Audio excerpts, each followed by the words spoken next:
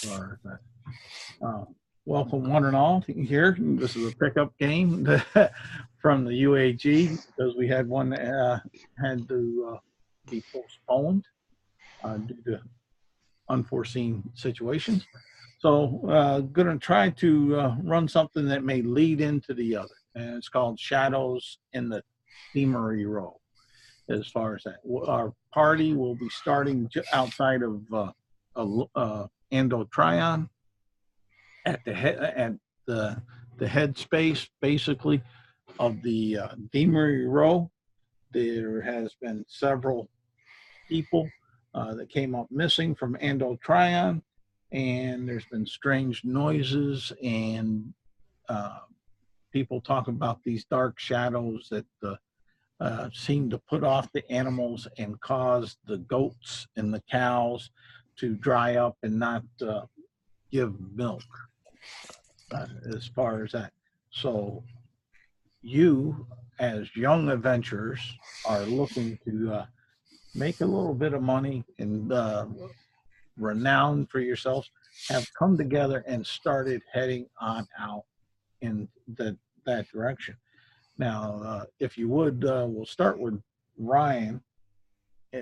Describe who you are, your character, and such, and then we'll go from Ryan, we'll go to Kylie, and then we'll go to Sam. No problem. Thoradin, no, wrong character, sorry. Auric is... He would describe himself as a sort of stereotypical dwarf. Average height, average... probably slightly above average build, actually. He's slightly on the stockier side. He favours fighting with a warhammer and a shield. He is... his shield bears the symbol of his god, who is Moradin, one of the sort of chief dwarven gods. And as you would probably take from that, he is a cleric. He's an order cleric. He likes to preserve. He likes things to be very ordered. He's very keen on following the rules and the laws that are laid out. Although he has been known, somewhat strangely for an order cleric, he has been known to break the sort of laws of the land if he believes that doing so will better allow him to follow Moradin's laws, who he views as he views the laws of Moradin as being superseding the laws of the land. Kind of God's law is above mortal law, kind of thing.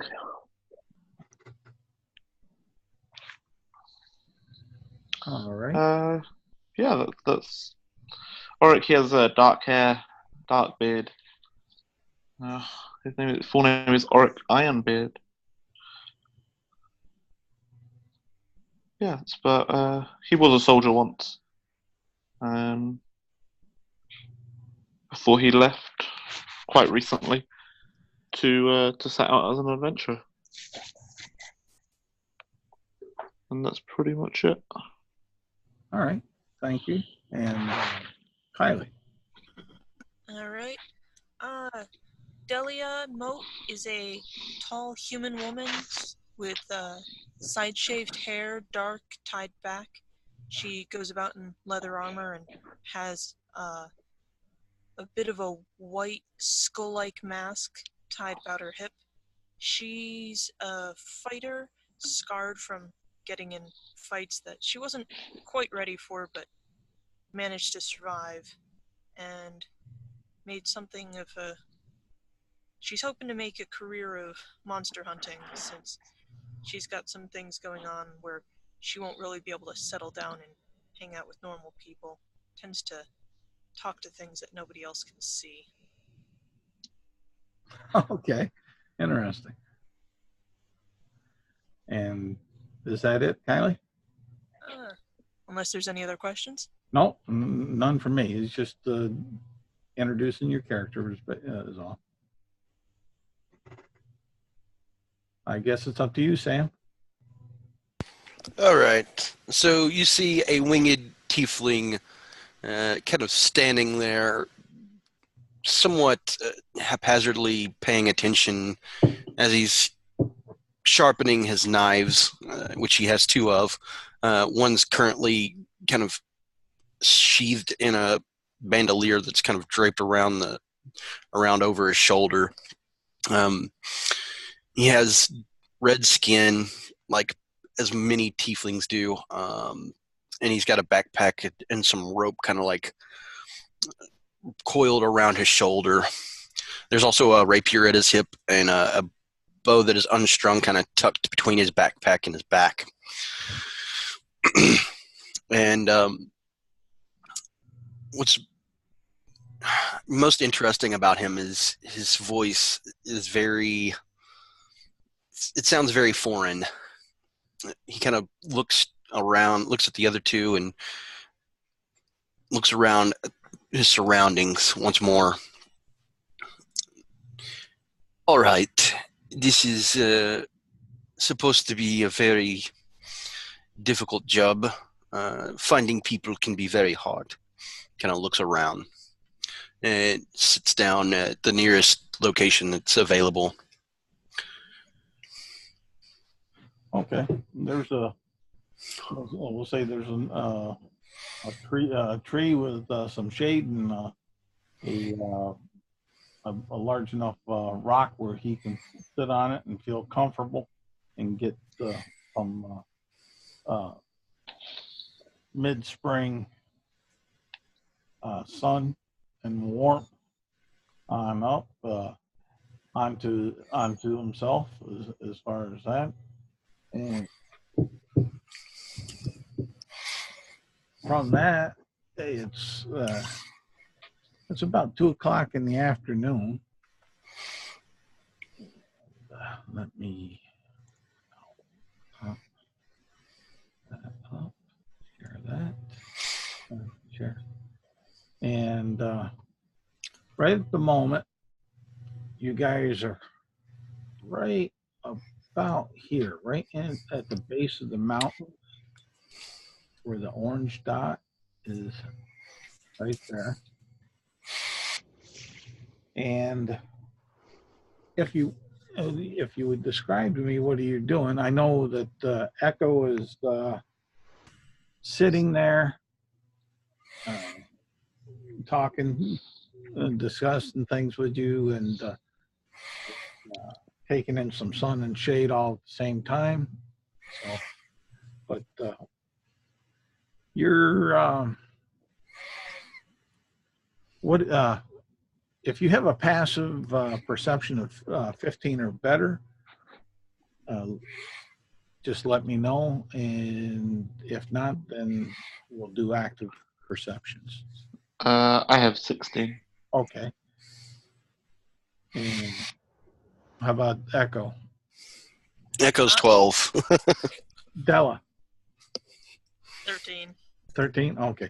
So the only one that would possibly hear this noise, it sounds like rocks tumbling up above in this direction, which would be off to your east.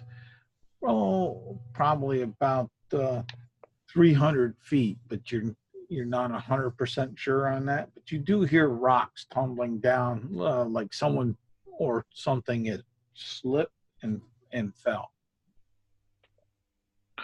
Do I see anything if I look up that way? Okay. Give me an actual active perception check. Okay. Sorry, my dice roller is taking forever. You know what? I'm just going to use normal dice.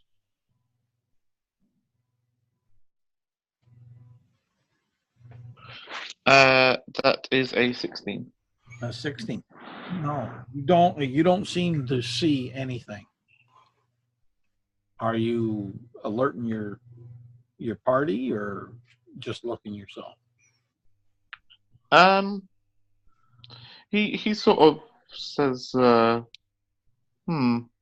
something sounded like something slipped up there, but I didn't see anything. You guys want to go take a look with me, or Do you want me to Right scout off. it out, buddy? if you feel like it? Sunny, we want signs of animals acting strangely. Well, if you're listening for animals and such,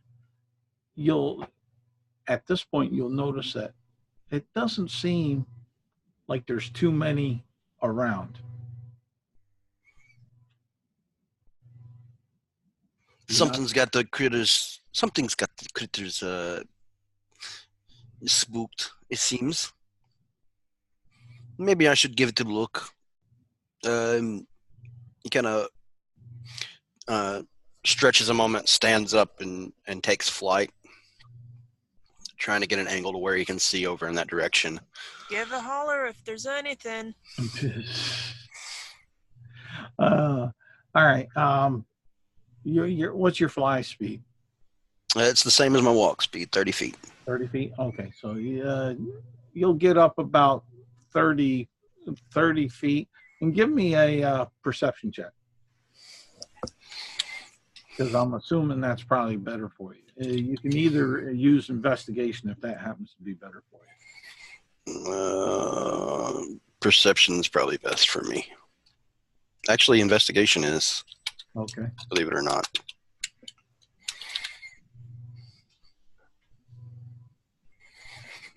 Crit. Nice.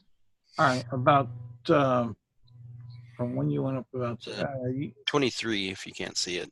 no, I ain't worried about seeing it so much. I'm trying to get the picture of the 30 feet up that you went. Mhm. You'll notice that there seems to be what you'll see behind a large outcropping of boulders up on the hill, about 270 feet away from you. Mhm. It looks like a hairy leg sticking out from that rock outcropping.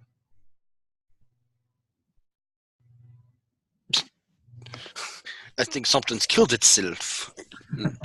And kind of like he floats back down and starts sharpening his knife again. Okay.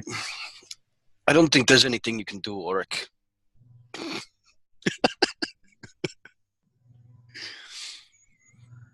Now, if that's not like the way he would see it from this vantage point, then he probably wouldn't say that. But Well, no, it's you have complete agency on how you saw it.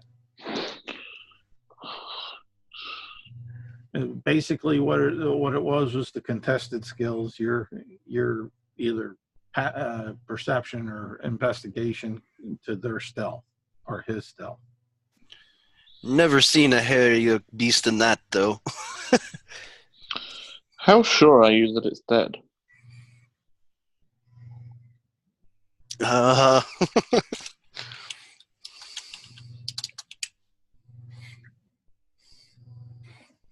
Gotta be dead. There's no way you could live underneath that boulder like that.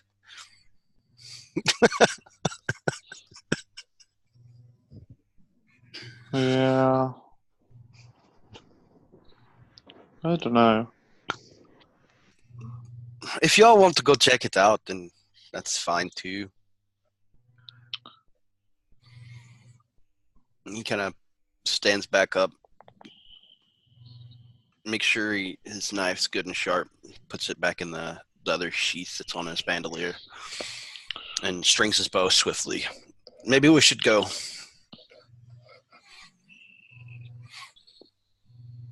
Strange going on up in these woods. That's Yep. the first lead I can think of. That animal isn't very interesting unless there's something about how it died that's interesting. Maybe I should go ahead and I'll give you a bird call if something Seems dangerous. All right. How about we follow underneath you? That way you don't go getting yourself in trouble. I was thinking about walking since, flapping my wings isn't very stealthy. All right. You move how you want to. So I'll start trying, find some nearby brush and start, skulking through it up ahead of everyone about. Tell them that it'll probably take me a little bit to go look myself. Give me about 12 seconds head start. All right. Yeah, I figure Ark and you and I can walk on a little behind him. It works for me.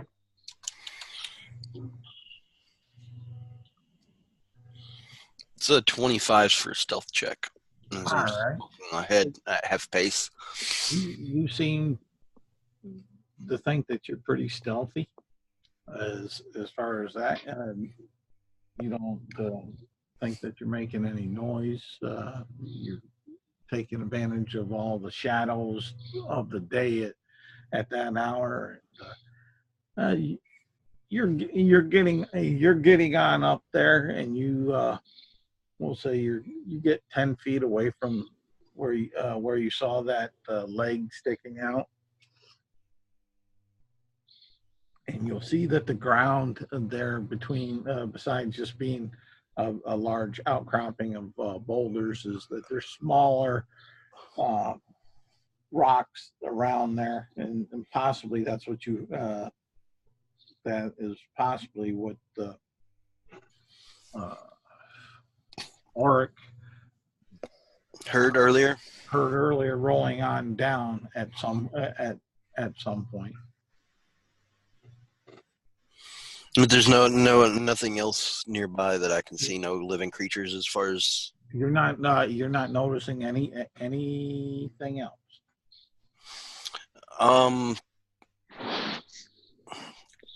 I'll approach cautiously and try and reach down and shake the leg and see if somebody's alive. If this person's alive, this creature, whatever it is. Okay. Are you looking around the boulder set that you have there, where the body's laying, or the individual creature body is laying or lying in wait behind? Or Yeah. yeah, grabbing? I'll look around first, I guess, and then. All right. What you'll see is a really huge, hairy bugbear. But he has a different color about him, around his face. He seems to be more of, instead of the traditional reddish brown hair and hide, it seems to be more of a gun blue gray color around his face. At this point, I'll kind of head back to the others and alert them. Okay. They made it about 2/3 the way up to where you were when you by the time you see that, check, and then return or start returning. Okay. So it looks like we'd have a friend up ahead. Some sort of hairy monster. Looks very angry. Doesn't look like the friendly type. Kind of rolls his eyes, but neither do I.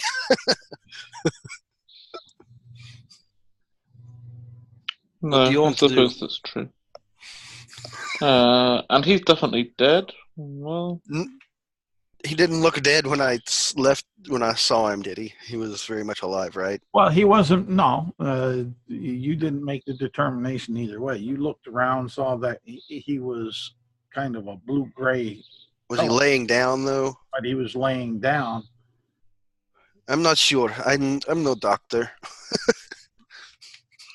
because you didn't grab them or nothing at that point, so it was all visual, and Yep.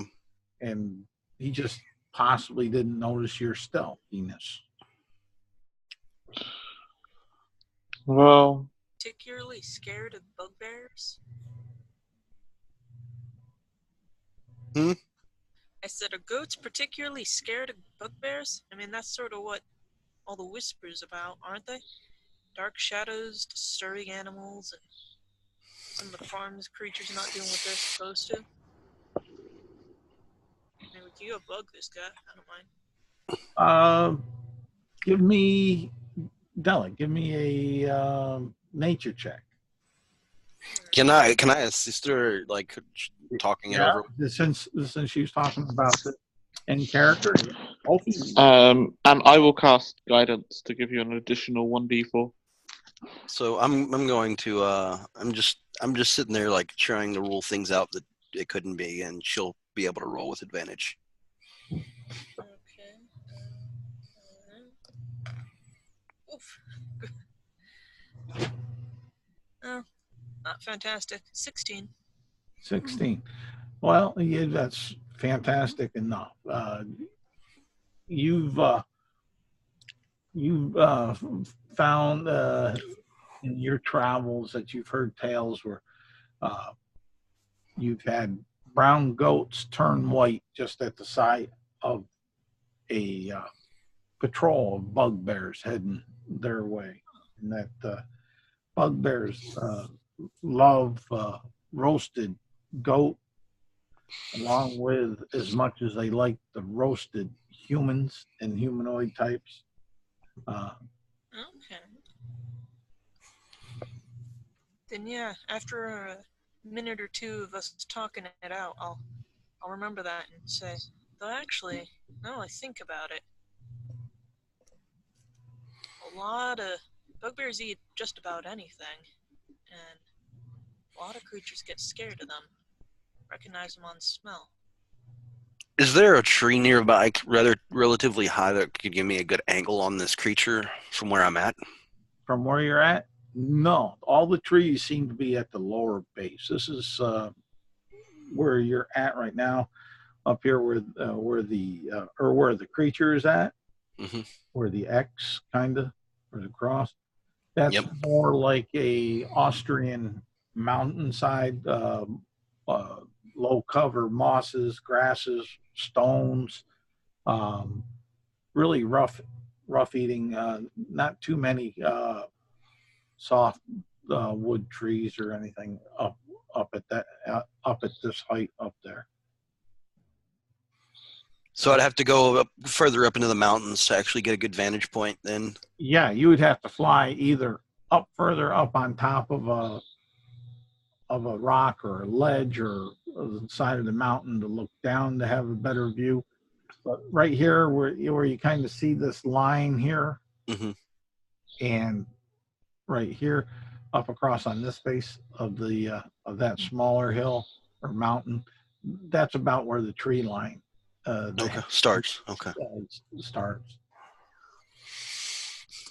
Okay, I'm gonna try and find a ledge within like 60 feet of this creature that I can get up to. Okay, Fly up there, and that's no problem. Before I do that, I'm gonna look over to Oric. I'll get a different angle. Perhaps y'all should proceed with caution. I got your back, and I'll go up there.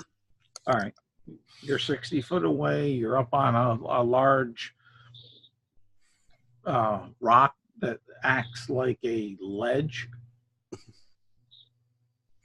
I'm gonna kind of hunker low and get prone and get my bow ready. Just kind of like get a sniper position on him. No problem. Okay, what's the rest of y'all doing? I don't like the idea of leaving injured creatures about, even if they are causing this. Want to take a look with me? Let's not leave it injured. Either we help it out if it's not a threat, or we end its threat. Either way. leaving it suffering would be unacceptable. I agree. All right, then yeah, we'll. I think Ellie is going to be climbing up, looking for a not too slippery path. All right, it's a little bit of tough going on up.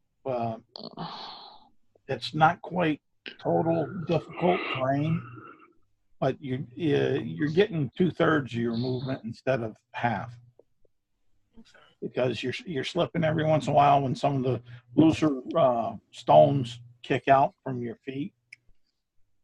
But you'll make it to where you want to go with no problem.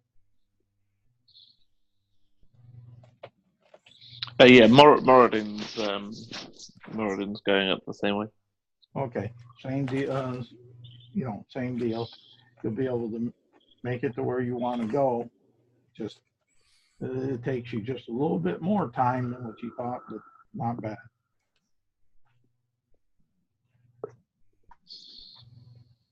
That's fine. Hard. Yeah, and I guess once we get up to this creature, Okay. assuming that it's not moving, I'll make maybe a medicine check just to see whether or not it is alive. Okay. How are you doing? How are you doing the medicine check? Checking it does, and when you get up there in your initial assessment with at visual, is that it's laying still. The face is discolored. So his the way that he does this is he's checking for sort of signs of life, checking for a pulse, checking for a rising chest. So you're touching it. Yeah. Okay, that's. I just wanted to get that clear. My head is on.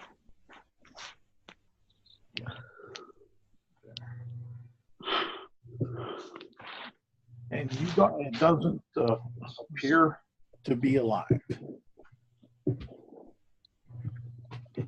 Okay. I admit, I expected that thing to jump you. Yeah, me too, a little bit. Can I make maybe another medicine check or something to try and determine the cause of death? Like whether it was the boulders that killed it or whether it was something else. Okay.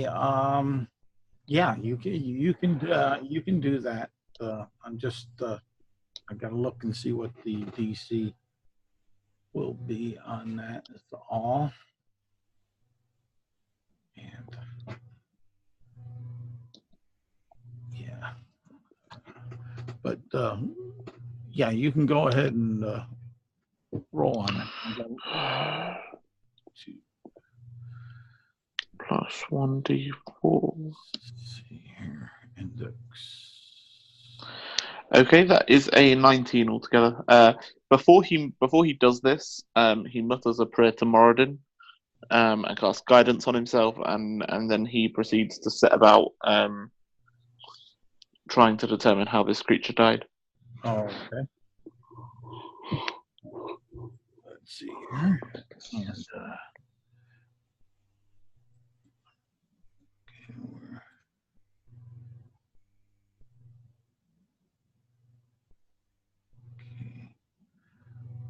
find it here. Excuse my dalliance.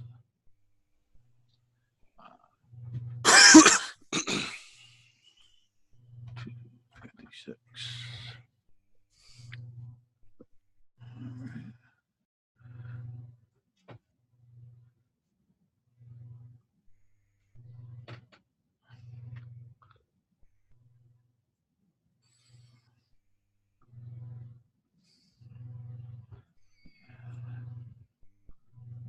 Alrighty.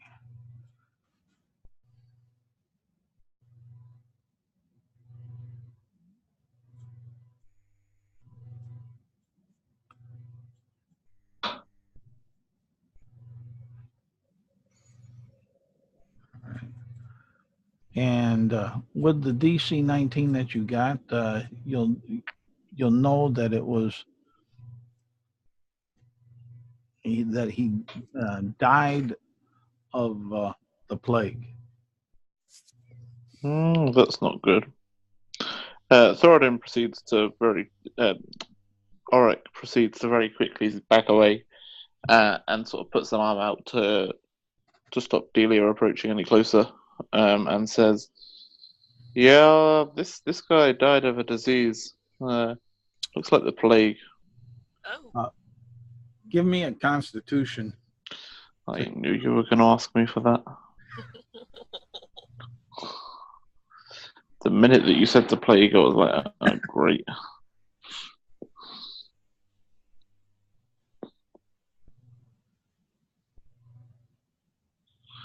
18. 18. Okay. You feel Thank God for being a dwarf, huh? yeah. Yep. You feel like something was attacking your system, because it almost feels like a poison in the sense Yeah. you're kind of used to it, and you maybe relate to things in that manner of such attacking your system, but yet you through the power of your deity and your dwarven heritage, you know, you have confidence that you've quelled it down for this moment. Excuse me, y'all. Okay. Well, nobody else touches the body.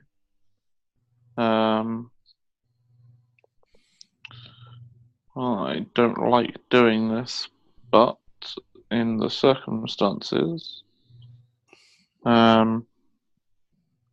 making sure that nobody else is Contaminated. around. Well, no. So making sure nobody else is like really close to the body. Thoradin. I keep saying that. This is not Thoradin. That's a different character. Auric actually doesn't have any spells that can do what he wants to do. Excellent. Say, do either of you know any magic? I'm up in my bird post. I probably can't hear you from 60 feet away. I don't know. But it depends Okay. on how loud. It depends on how loud he's asking. Yeah. If he's using a normal Where'd he go? voice tone, that you would be able to, because it's not extremely breezy. There's not a lot of animals to make outside noises. It's kind of quiet around, so you could hear him ask that. Do any of you, either of you, Delia, maybe magic for starting fires? What I know isn't really fire, but I do have some oil and torches in a tinderbox. Could do it the old-fashioned way. I'll float down and kind of look over and smile. You're in luck, friend. I am actually somewhat of a huntsman. I know a few tricks to make fires. Okay, if you think you can get the body to burn, then we should do that. You said you'll have oil? Mm-hmm. Got a nice flask of oil here I can offer. That will make it much easier. And he extends his hand, like waiting for you to hand him over some oil. Yup. Hand it over. Is it like, it's got a cork, right? I'm assuming. Yeah, clay flask with a cork on it. And I'll pop that off and kind of like, having Saul like order back away and kind of heave for a moment, kind of swirl for a moment, I guess. I don't know if there was even any visual cues other than, but I'll just cover my mouth with my hand, my mouth and my nose with my hand, and casually pour the oil over the body. Okay. I'll go over and grab a couple of bits of tinder from the edge of the woods, Okay, so you're gonna fly all the way down to the base and come back. Come back up, and then just use my survival skills to try and make a quick fire ignite on him with the Okay. help of the I oil. can Hopefully offer a that'll give me tinderbox. advantage. Oh, Yeah, that'll that's make it exceptionally easier. Maybe even give me advantage. Well, there's no need for advantage. You'll be able to get a fire started if you're using a tinder box. That's not overly difficult. There's not a real hard wind blowing. You have oil, you have tinder that you've gathered. Yeah, it's taken some time. No, I direct Oric to give me a couple of stones to kind of keep the fire contained.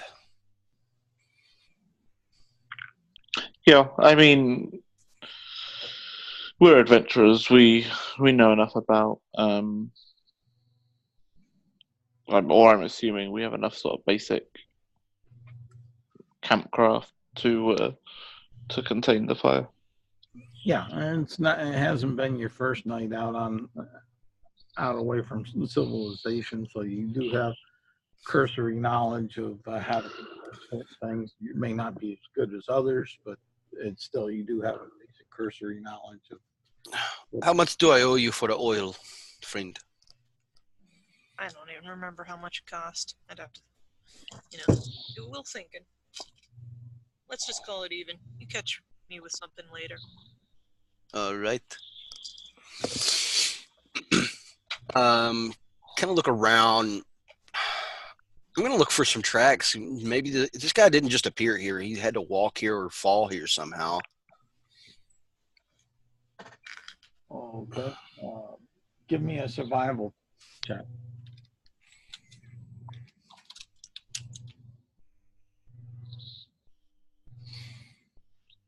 With a total of 9, which I don't know if it's actually adding my bonus completely. Let me double check that just to make sure. Double check. Yeah, it's the same. It's correct. All right. You don't find any tracks. You would come back with the aspect that the stony ground is making it difficult to find any tracks as far as from what you could tell. Huh. I don't know how he got here, but you said he kind of looks over. You heard something, yes, in that direction. So Now, the one thing that all of you could surmise, if you have an intelligence that's 10 or above, I've got like 16 intelligence. So is that by the way, in the direction that he fell, that it would lend you to believe that he was traveling from the south to the north. Almost like he was taking his last step and fell.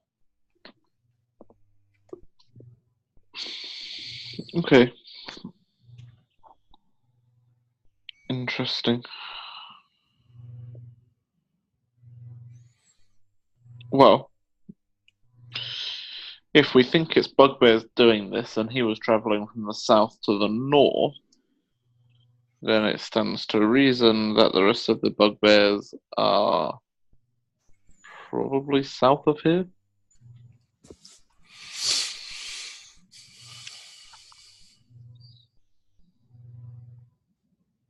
seems reasonable. I'm guessing he was kicked out of the group because he has the plague. Or they sent him to infect the village. Maybe. I realize that the body is now on fire, which doesn't help, but are there any signs of other stuff that the bugbear might have been carrying with it? Well, you would have seen that he had his shield with him, and see here that he had a morning star with him. He had 4 javelins in like a quiver hanging across his back that is on fire. He had let's see here. He had hide armor, which is burning. You'll notice that he seemed to have 2 pouches on either side that are on fire. Bulging, or are they flat? Excuse me? Are they bulging with stuff in them, or are they flat like there's nothing in them? One seems bulging, that has something quite a bit in. The other one doesn't seem to be totally flat, but it's definitely not bulging. Okay. So he had stuff with him. Huh.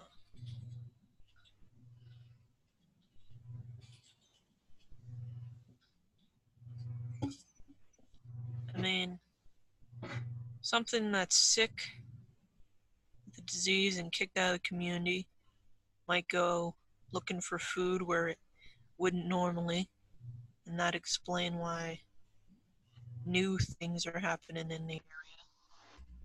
So, This is a good point. I don't know. Either way, we maybe should figure this out. Kind of looks to the other two. Dahlia, maybe we should go to the south. I really like Oric's idea. Sorry. no, I'm fine. I don't have a strong reason to believe either way. We can always rule it out if it ain't it. And it's getting about 4 o'clock in the afternoon. Okay. With the between the gathering, the investigating, the burning of the body, and such. Is there anything that you anything you're going to do about those pouches, or excuse me? I don't really want to risk touching anything that's got a disease on it. We're not all dwarves here.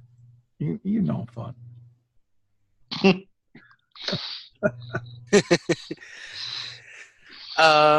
So I guess we'll just proceed with me like maybe 2 moves ahead. They'll probably catch up with me eventually at some point.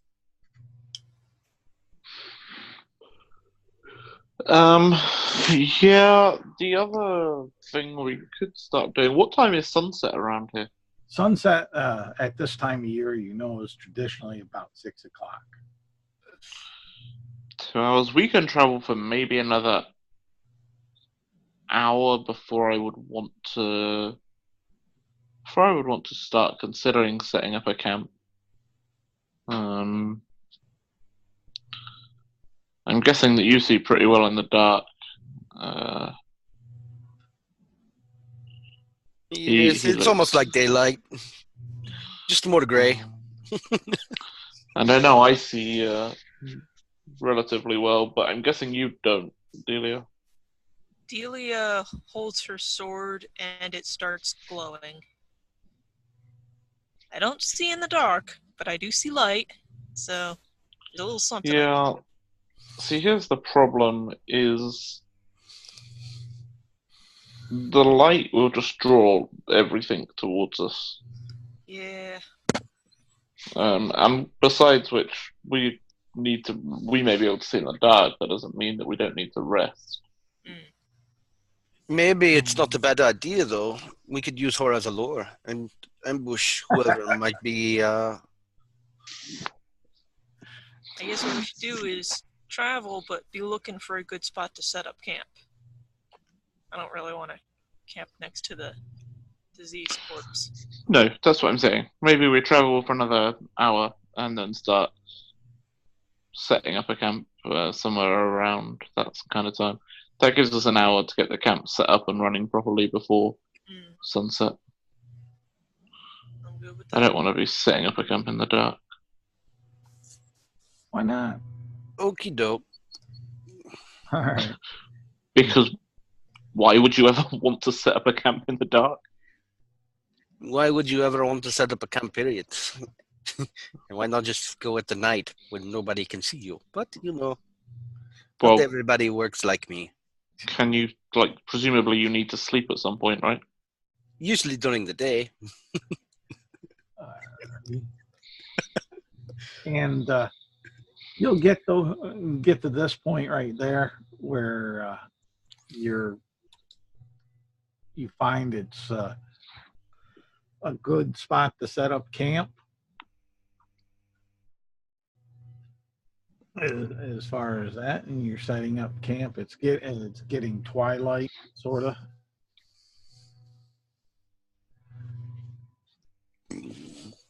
You're getting your camp together. Everything seems to be going nice and smooth. And or give me a Constitution saving throw.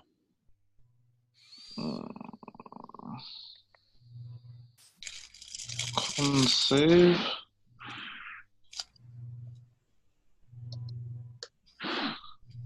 Uh, 15. Okay, no problem. You don't have to worry about it evermore. You know, Good. your confidence, your body has beaten down whatever this invasion into your body was. Well, that's reassuring.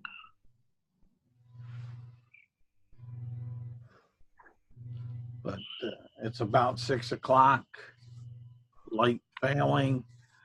You got your camp set up. You setting up watches. You having a campfire. You going to old camp. Is it still dead? Is there no creatures at all to hunt in this area? You're not seeing them. If you want to give me a survival check to see if you can notice any fresh sign or so, I'll say within last 2 days, then you can try that. It's a 20. Okay, you'll notice that the freshest sign that you could find is about 3 days old, and it was jackrabbits tracks, and it looked like they were going from this high ground down into the lower tree line, grass line, rolling in. Did it look like they were going straight towards the city? No, not really. They But were just looking in that direction. general direction. That's unnerving.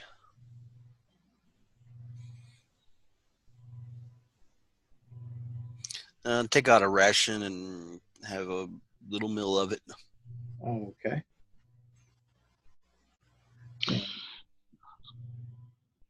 Go ahead, Art.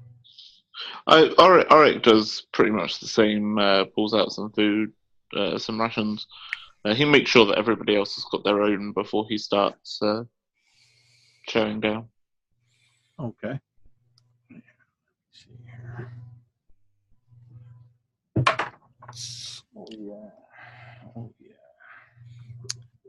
As I finish my meal, I say it's kind of odd that the jackrabbits are heading generally towards Endotherian. It's very unnerving. Yeah, I have to agree. Animals heading towards the city is strange. 3 days ago, at that.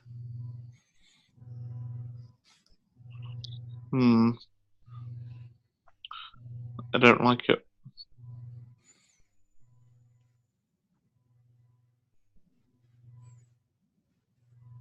So what all,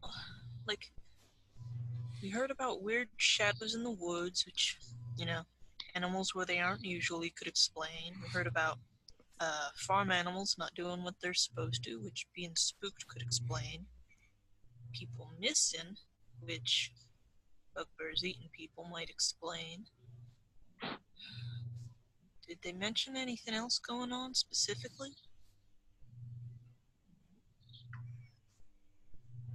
Give me an intelligence check.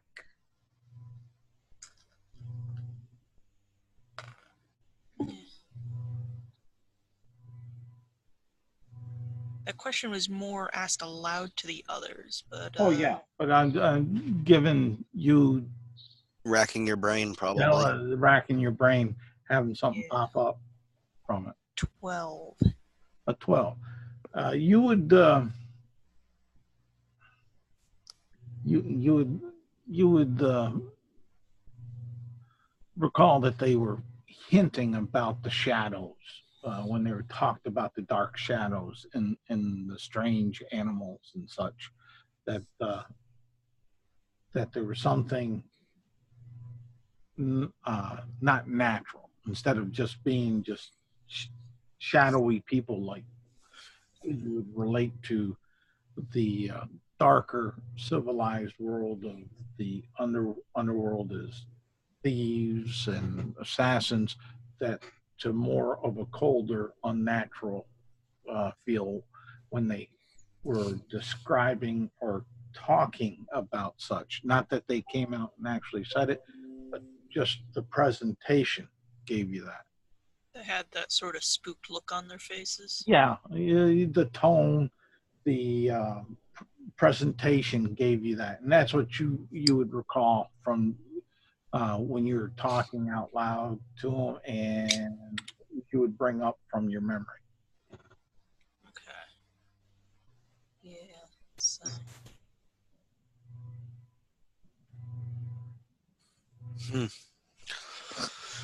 I don't know. I just don't know. I'm going to get some shut eye. Kind of looks over at Ulrich and Delia. Maybe you should get some rest too. Ulrich, do you mind taking first watch? No, that's fine. Kind of pull out a sleeping bag and just... All right, who's taking second watch and third watch? I'll take second. Okay.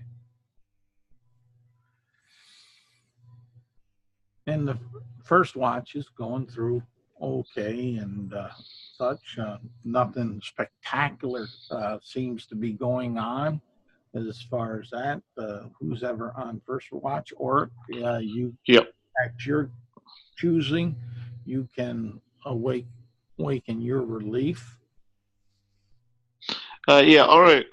We'll wait until it's about a third of the way through the time that they will spend sleeping. He'll split it very evenly between the three of them, and then wake either one of the others. Probably start with Echo, just because he sees better in the dark than Delia. So if they can get it until the sky starts to lighten before she has to take her watch, that'll help her. Oh, okay. And Echo, Ort comes over. He is awakening you for your watch. Ort, however you want to do it. Do you want to kick him? You want to rack him? You want to whisper into his ears? You want to pinch his wings? However you want to. Nicely, like he gives him a small shake on the shoulder, and says, "Your turn, my friend." Yes, mighty dwarf. You are one of the most politest dwarfs I've met in a while. He tries very hard. Like, he's actually not this polite. He just tries really hard to be polite. Like he one of his things is that he's trying to break out of he's trying to break the sort of stereotype dwarf. He's playing against type. Yeah, that's all right. It's cool. I was just picturing a dwarf coming up with a shield and a hammer and banging it there like a gong. Yeah, it's hard for him. It is hard for him, but he tries his best not to be really obnoxious. Okay, there you go, Echo. I wake up, get out of my sleeping bag, bedroll, whatever, same thing. Just kind of keep an eye out on things. Okay. Mainly looking to the direction that we're going to be heading in the morning. All right. Give me a it'd be a perception check. 21. 21. Okay. You hear to the south of camp what sounds to be a loud crash about 80 feet out.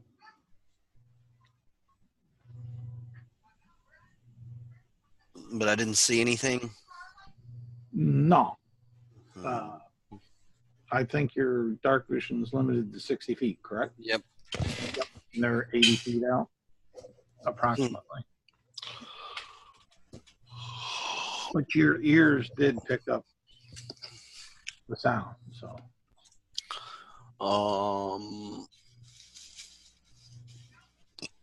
Excuse me.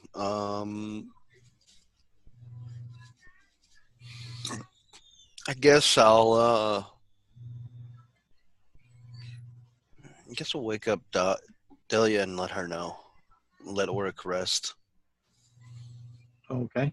Describe how you're waking her up. And Just kind of nonchalantly, kind of poking her in the forehead. Ugh. Delia swats at his hand and looks up, squinting in the black. I heard a loud crash. I normally would not be alarmed, but it's about 80 feet out. It's very close. All right. Oric just went to sleep. You've had a couple of hours at this point. Yeah, I can't see too well in the dark, but Maybe I move away and then you listen. can light up your blade again. Yeah, or let's see.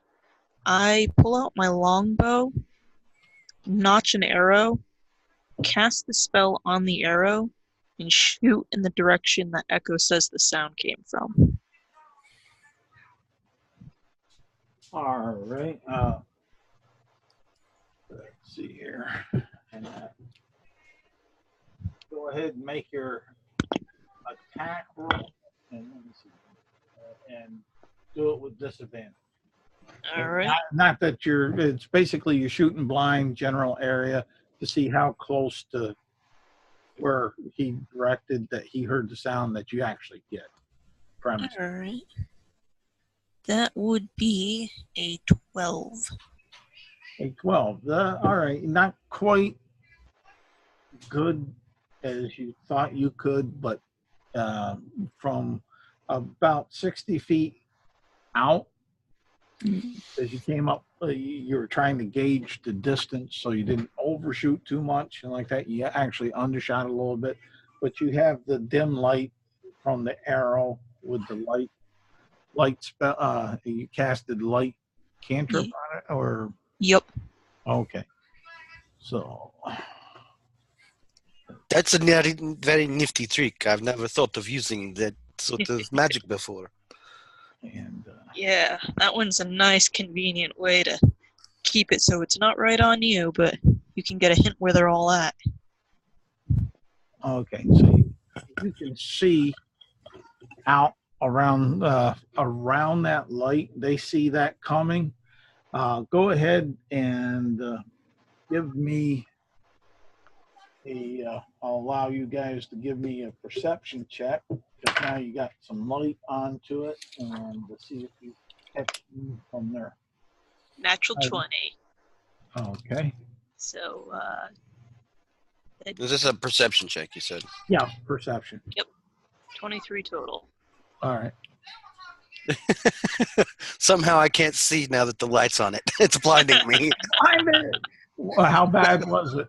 10. 10. All right. You see, you get a shadowy look of them, maybe not as sharp as what Dahlia gets, as far as that, you see two big figures out there, like they were trying to get behind something or hide, but weren't too successful. I mean, they rolled a 9. So, Nice.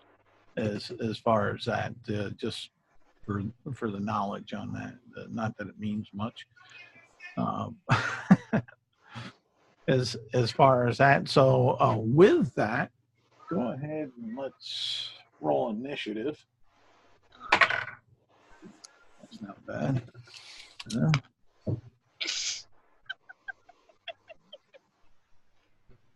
Please tell me it was good.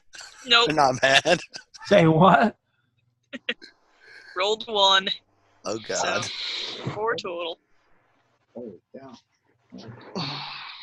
Sam, should I go ahead and not roll initiative, given that I'm still sleeping and nobody seems to... Roll initiative so we know when Where I'll come in when somebody does decide to wake me up. Yep. Yeah. We're gonna kick you. I'll just shoot my arrow into his butt. Oh my goodness. Get up, you dwarf. We're going to be cracking heads. Excellent. No. I'm playing, dude. Thoradin's been waiting to hit somebody with his shield, with his warhammer. If it has to be the tiefling, that's not a problem.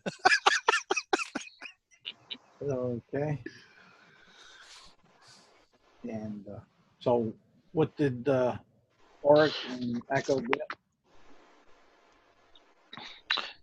I got a 21. Okay. Auric got an 18, despite the fact that he's asleep. All right. I know where you're coming in. I know where she's coming in. All right. Yeah. All right. And Echo, you're top of the order. Go ahead.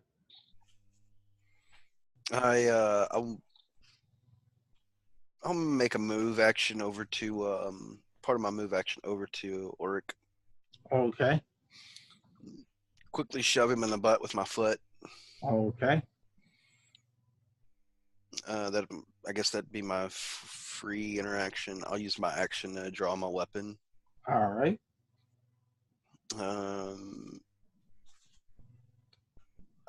And I'm going to try and hide. Hopefully they don't see me. Okay, so bonus action hide. Okay. Give me a stealth check. Do I have advantage because of the darkness or no?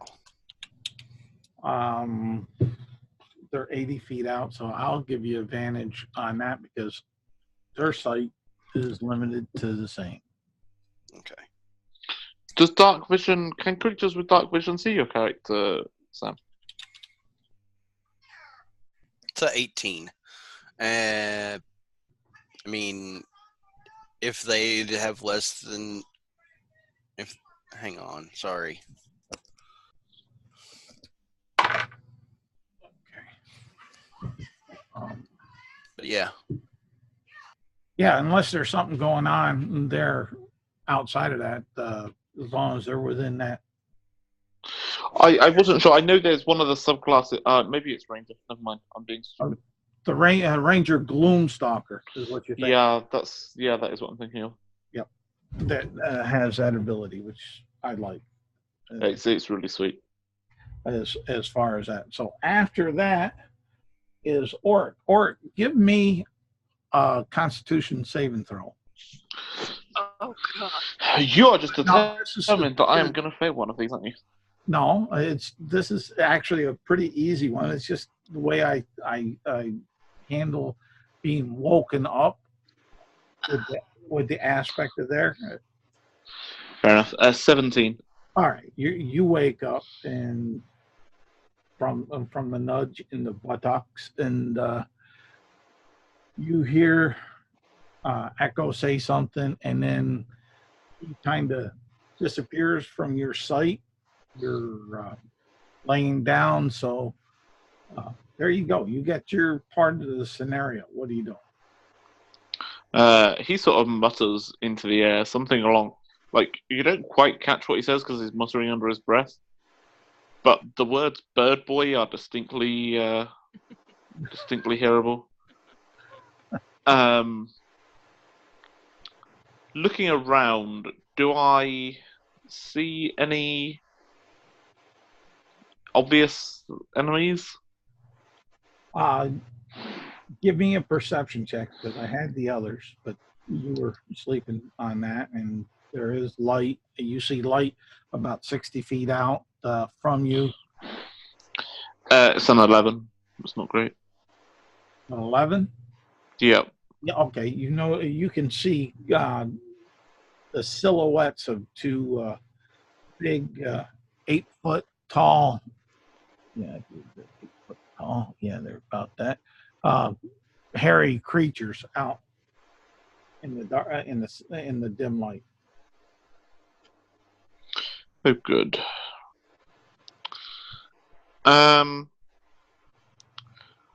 Well, so Auric really hates fighting from being woken up because he's clearly not wearing any armor, and that makes this a very dangerous position to be in.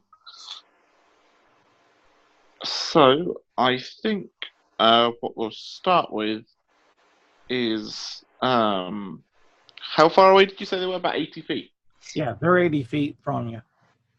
He walks 25 feet towards them, and then looks at either one. Doesn't make a difference to him at this point. Okay. And strikes his warhammer against his shield, and I need one of them to make a Constitution saving throw, please. Hold on. It takes half your movement to get up, Orc. This is a good point. He moves the rest of his movement towards them, which doesn't put them within range of that spell. So, okay. It's fine, we'll use a different spell. In that case... Just trying to help you out.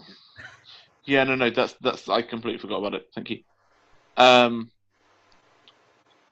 Yeah, in that case, he doesn't bang his hammer against his shield. He raises his shield, and a beam of golden light erupts from it.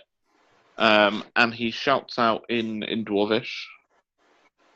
And I will make an attack roll, spell attack roll.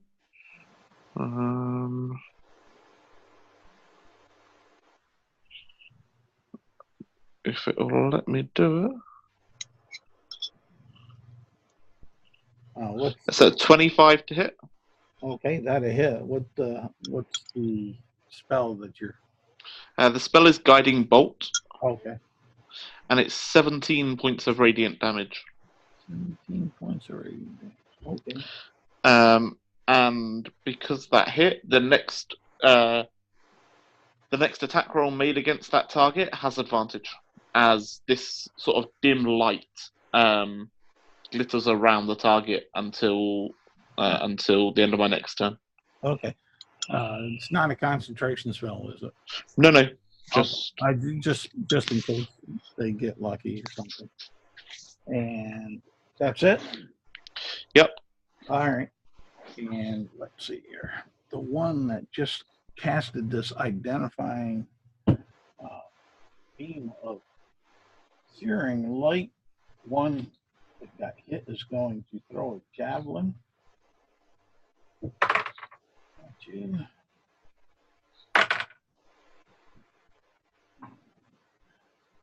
See here, what did I get for their pluses? That's a +4 onto that. I mean, my AC is in the toilet at the minute. Well, I'm just adding up mine because I did disadvantage on it with the blinding light, and it. You're a little bit outside of the 30-foot range for them with the javelin, so it all plays together. But does a 12 hit you? Yeah, 12 without my armor is my armor class. Okay. And then you'll take 9 points of piercing damage. Okay. As a javelin sticks into you.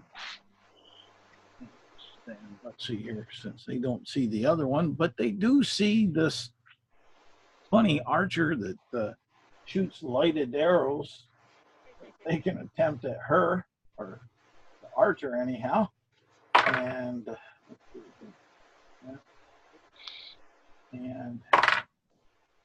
that, okay. Does a 9 hit you? That's with disadvantage. No. And I wanted to double check. Is it reasonable to sleep in leather armor? Yes, it is. You can light armor. You can sleep and not take any penalties Okay. as far as that. And so they fired and like that, and they will move from their 80-foot position up to 50 foot from the camp. They moved up 30 feet closer. So they're 30 feet closer to any of you at this point. Dahlia, I'm lack for a better, more appropriate word. I'm saying that you were by your bedroll by the camp, center camp, when you shot the arrow when Echo got you up and talked to you. So here again, if you want to adjust your placement there, I'll allow you. But I was just jumping to that assumption. No, that makes sense. I wouldn't have traveled very far. I wanted to keep with the others when I shot that test arrow. Okay, so they're 50 feet from you, and what, the half of 25 and 12 feet. Oric is 12 feet closer, and they don't see Echo. So go ahead. It's your go on what you want to do. I want to shoot him with my bow. Okay. So I'm going to go with the one that does not have the light on. I probably know that Echo's sort of an ambush sort of fighter, right? Yep. So I'm gonna give you that extra. Oh, thank you. You're welcome. So Yeah, never mind. I mean, it might be doubling up, but I don't know that she'd know that. So Yeah, that's why it didn't yeah, say anything in the end. I was like, wait, no, never mind. nothing else that lasts to the end of your turn. So we'll see. I am gonna shoot the one That's that true. doesn't have light on it. Okay. Not super likely. 12. You rolled a 12.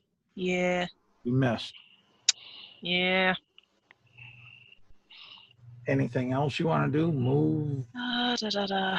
bonus actions, actions. Did I see which direction Echo moved in? No. Probably off to the right, I would assume immediately. Like, Or at least I would have heard him moving. When he got you up, Yeah. you heard him move towards Oric Oh, true. and getting Oric. So in Oric's bedroll position is the direction that you would have thought that he went. Yeah. Okay. I'll move about 10 feet, not that direction, but sort of 90 degrees off from it.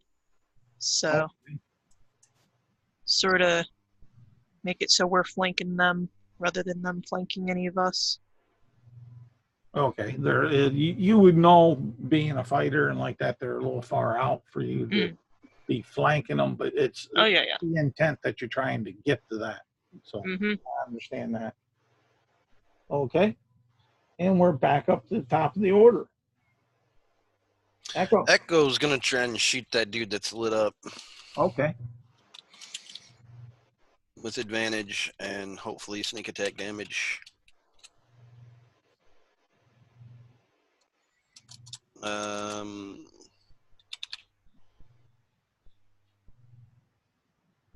It's a short bow.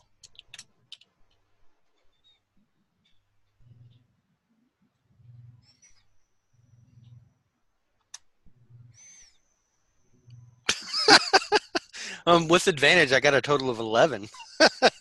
You missed. Oh man, and you did have advantage and everything because they didn't know where you were and such. So you would have had your sneak attack. As far as that, anything else you're gonna want to do? I'm gonna want to move and hide behind something else. Since I Okay. didn't know where that was. How far? Sam. Yeah. Nothing. I shall sort it on my turn. Okay. How far do you want to move? In which direction? We'll go 15 feet closer, but behind a tree, hopefully. Behind something. There's rocks and boulders, but not really trees. Yeah. Ground. No, I get a behind a boulder then. Okay. About 15 feet closer. Do your stealth check.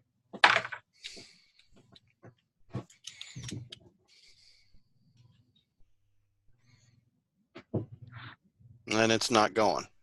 Why is it not going? There we go. Another 11. Okay. You think that you're hiding good, anyways. And that should be all yours. Yep. And Oric.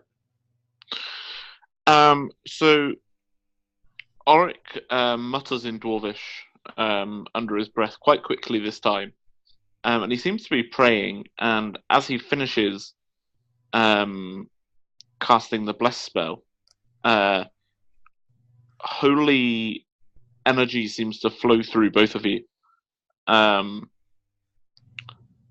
you are both blessed for the next minute. This one is concentration. Okay. He is also blessed because it's up to 3 creatures, so he'll bless all 3 of us. All right. And as he is an order cleric, he then calls out, "Hey, bird boy, why don't you try shooting him again?" And Sam, you can use your reaction to make an attack. Sounds good. You will get sneak attack on this. I will? Yep. Why is that? Because he gave you. Because you're hidden. No, well, actually, he's you're not hidden. He's not hidden, but he doesn't know that. But so the thing with reaction attacks is with rogues, even if you've used sneak attack on your turn, if you make a reaction attack, you get sneak attack again, providing it would trigger. It's every turn, not. Yep. It's every turn, not every round. No. Which is why I gave it to you and not to the fighter. Mm-hmm. Yeah. But it's a 22 to hit that time. Now let me roll my sneak attack damage then. I personally would say roll your standard damage and let's see where it goes with that. I've got 6 damage from it and then 12 from the sneak attack, if that matters. Yes, it matters a lot. Describe how you decimated one that you that was hit with the radiance. So I've been kind of moving up a little bit. I kind of got a good angle on him, and right as he's probably like trying to roar and intimidate, an arrow comes out of the bushes as Oric commands me to try again. My arrow just kind of shoots right straight through the side of the bugbear's ear and goes through the other ear. Okay, and Oric is closer. So there. Yeah. That's what I'll do. Yeah, it didn't make for fun. All right. So that's my reaction spent. Yeah. That's Oric's actions, right? You're gonna move. That's his action. I don't think he has a bonus action that he's particularly keen on. Oh, you got a move action that you can deal with. Yeah, that's what I'm thinking. Is he probably moves back slightly, because he is not wearing any armor, and so front line is not a great place to be at the minute. Yeah, push the the squishy up front. It's cool. I'm playing with you. So I'll be you, bait. We already decided I'm bait. well, Hey, you he call was, yourself the squishy. We have the same hit die, so he was, he was, Ark was actually out in front of Dahlia, so he's moving on back. Hmm. he like he doesn't move a long way back, but he moves back in line with the rest of you guys. Well, then that's what I was going to say. You guys seem to be making a offensive defensive line in my mind, Yeah. Yeah, that's what I'm going for here. and the way there and the bugbear will move up 30 feet. That puts him about 20 feet from you guys. And let's see here. Dahlia, you haven't rolled the dice much. I'm going to let you roll a d6. 1, 2, it's you. 3, 4, it's Echo. And 5, 6, it's Orc that he's throwing this javelin at. Got a 2. All me. Okay.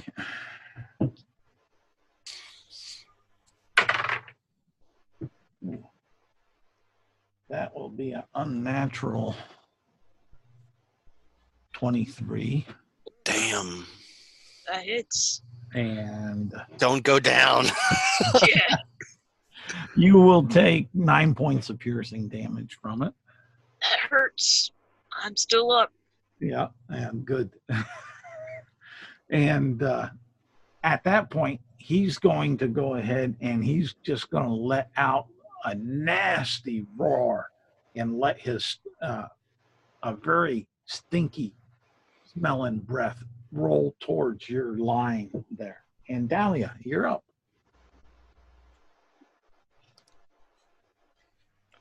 Am I up with my turn or am I up with the You're, death you're up with your Your turn and that you're not dead. Yeah. All right. That hurt. I'm not a fan of that. And he's 20 feet away from you. Kill it with fire. I don't have fire. I'm gonna hit it with my bow. I don't want to go near it. It's probably a good choice. Killed it. The other one with 1 arrow. So let's see if I can pull the same. All right. That is a 22. That a hit. Yeah. All right. Yeah, I was gonna remind you that you've got a D4 from Bless, but you probably don't need it. I added the 1 to that. Okay, fair enough. All right. That is 9 damage piercing. Oh, okay. He howls a little bit. You catch his shoulder. 9 for 9, man. I feel like I've avenged my serious gut wound. I am going to step on back about 20 feet. And I don't blame you. yeah, Fuck that. yeah. Okay. And we're, unless there's something else that Dahlia is going to do, we're I'm going to go grab my shield just in case this guy has any friends in the woods. okay. So I can probably pick it up. Item interaction, no problem. You'll be able to get it. You move back to get it. Too easy. All right. Echo. I'm gonna try and put this other guy down. Try, but you won't. I'm actually gonna move first. Oh, okay. What direction?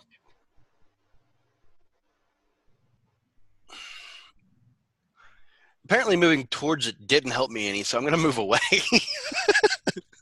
Okay. See if that helps. I'm moving about. Right now, I'm like, 20 feet away from him, so probably about another 20 feet away. It's fine. Okay. Then I'm going to use my bonus action to hide. To the rear or to the right, to the left? Just straight back, Okay. hopefully behind something. What I'm calling to the rear. All right, no problem. You go ahead with your bonus action. Are you Okay. going to attack? After I do my stealth check for hiding. Suggestion: attack first, then do the stealth check. You do the stealth check and then attack. You're going to show yourself. That's the point. He wants advantage on the attack roll. Oh, all right. Then no problem. You do you then. I'm just trying to. 15. That is for the stealth check. Mhm. All right. Let me see if he. All right. He seems to lost sight of you from what you could tell.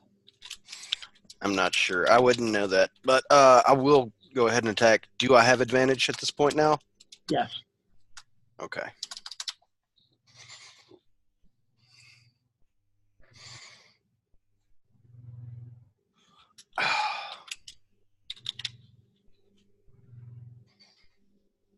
It's a 17 to hit him. You hit. Okay, so my basic damage is 4, which is minimum, so I'm going to roll my sneak attack now. So extra 11 damage. All right. He looks pretty bloody, but he's still standing. And Auric. But he sees you now. There's no doubt. Yeah.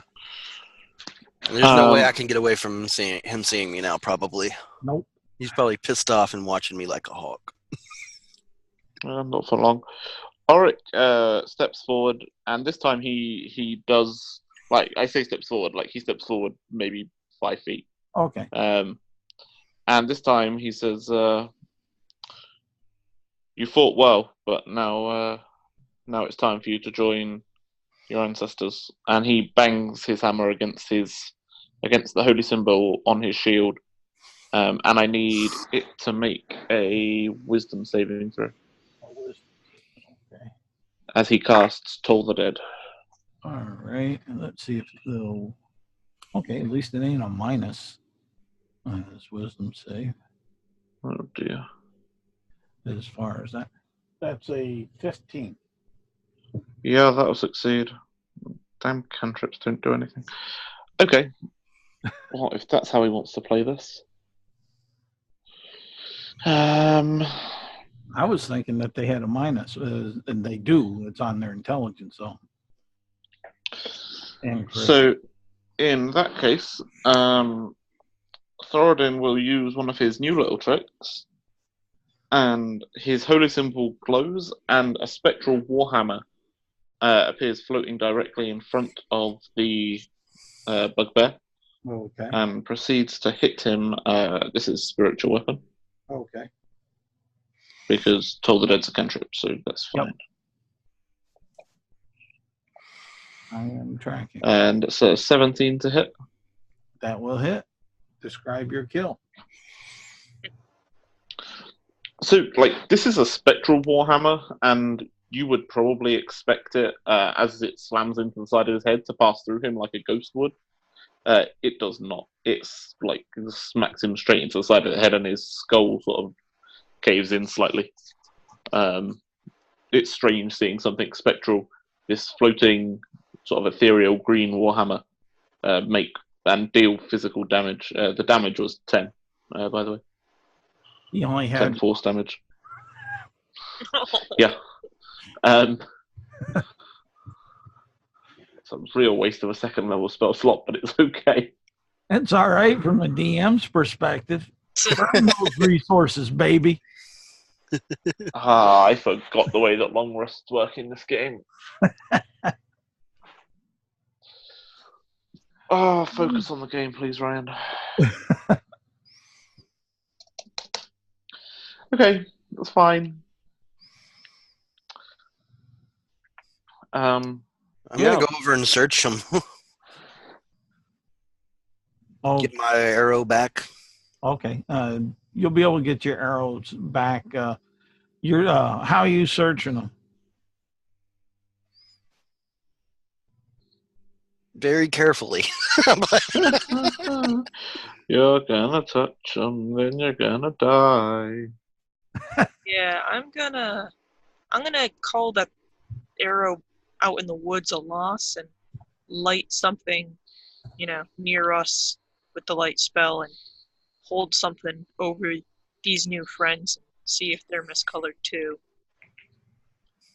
Okay.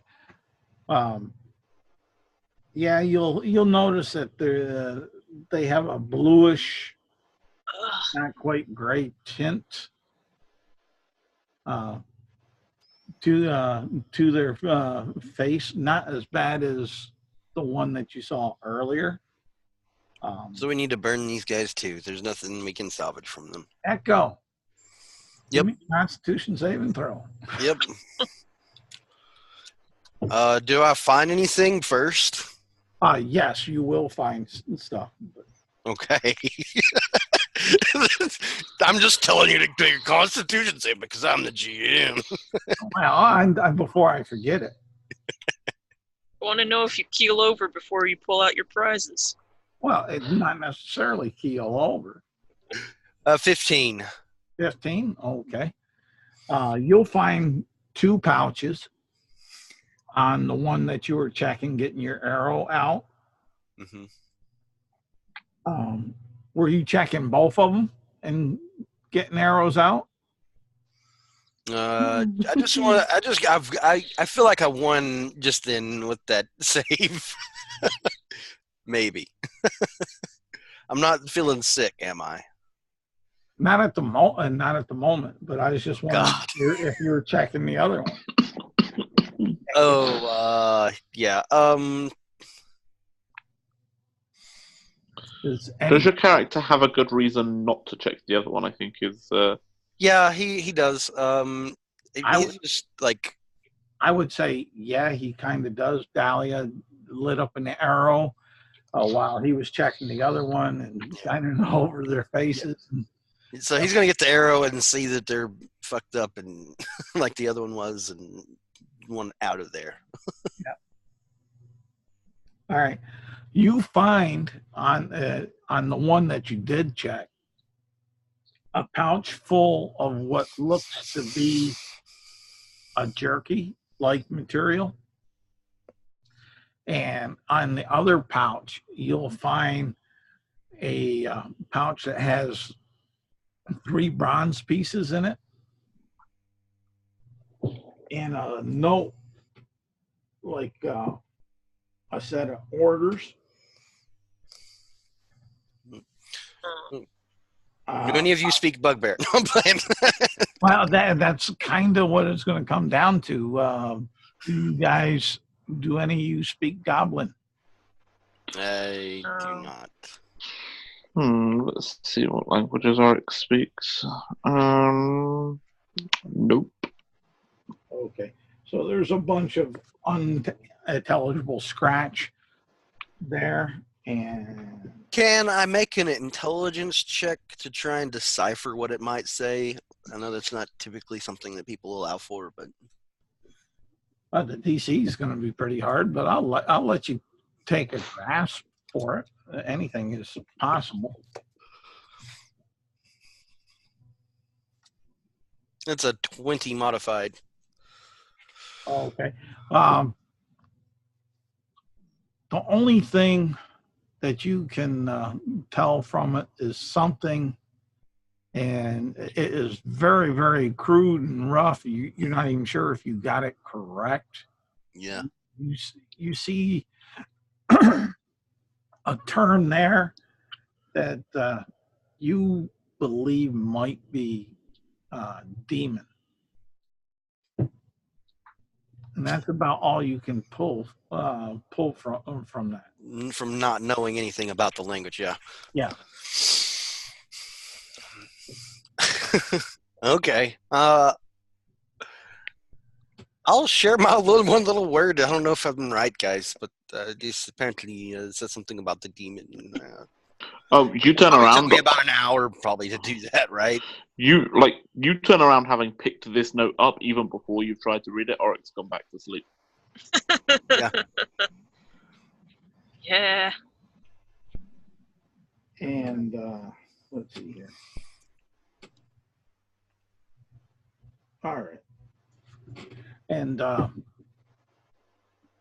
I need to make another con save since it probably took me a while to do that? yeah, well, at the hour mark, I'll need another con save.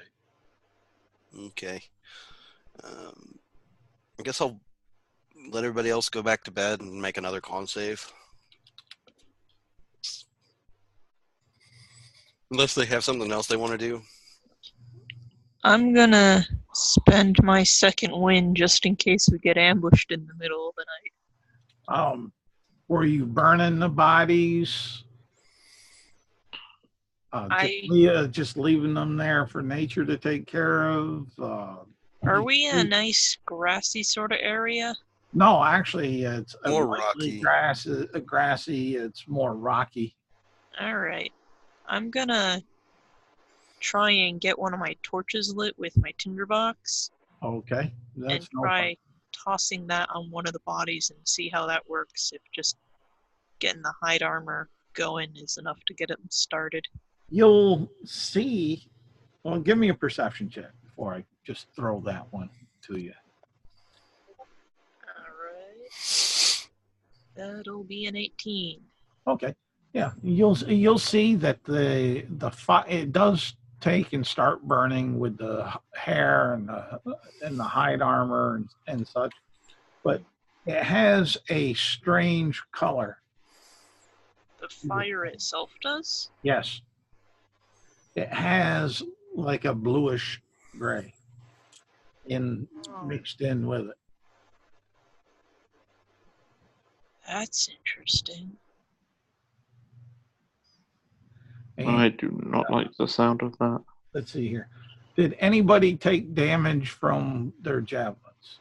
Yep. I believe so. All right, then I'll need a con save from those. Of course. One of the, eventually my luck with these con saves is going to run out. 20. Okay. Give me 1 second.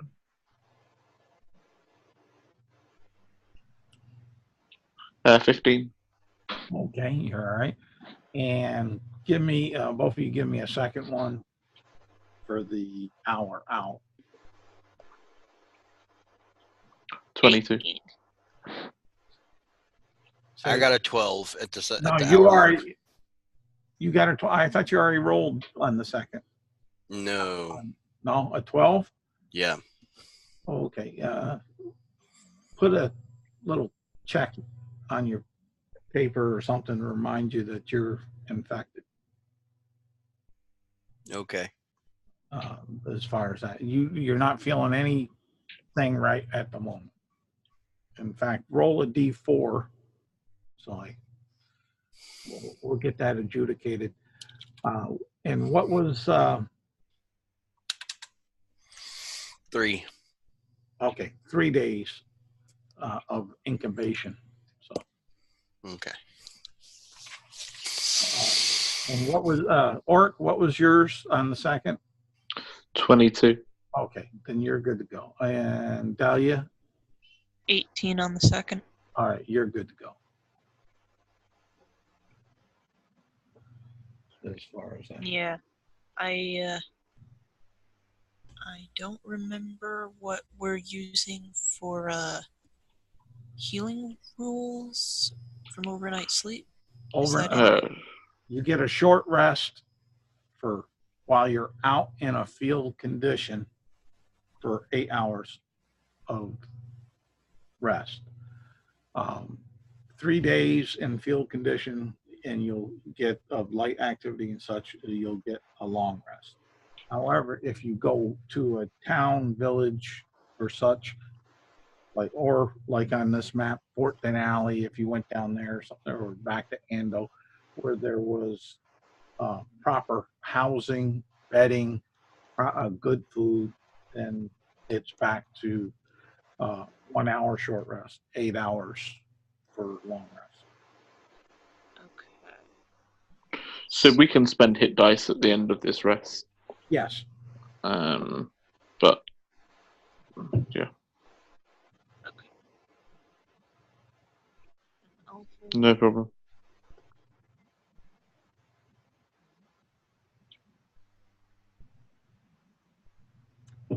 And on the along with that one paper, you'll find another paper on there.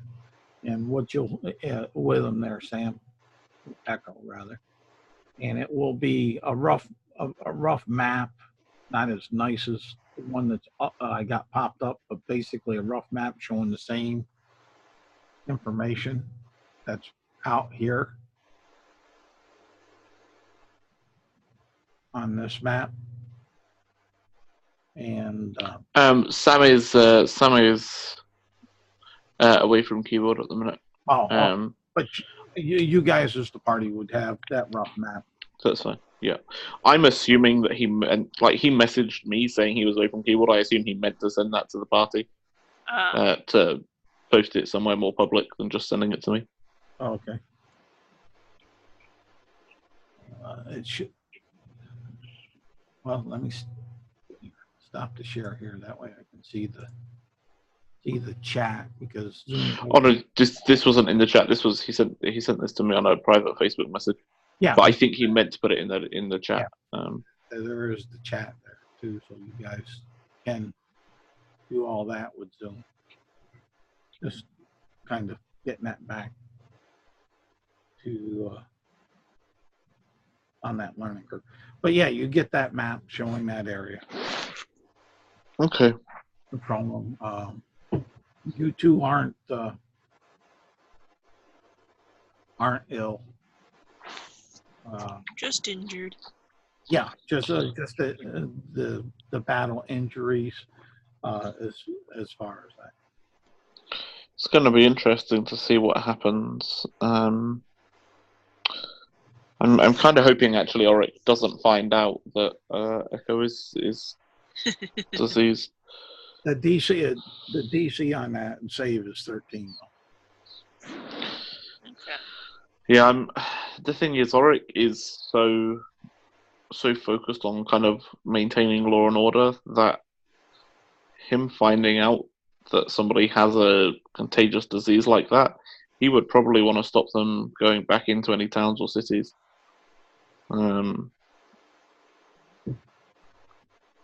Which admittedly is not necessarily a bad idea.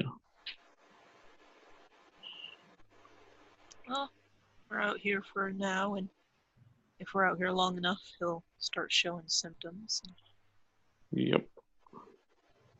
things can happen at that point. I'm not sure whether a clerical order would have any spells to help with that, but maybe. Maybe, but it depends. You would think that a good cleric might have something like that. I mean, yeah. I think I have lesser restoration prepared, but I don't know how much that would do. Well, outside, since we're kind of slowed down here and whatnot, outside on the meta side, that's all it would take. Less restoration. Yeah, the problem is, at the minute, I have 1 second of a spell slot left, and no real good way of getting those back without taking a long rest.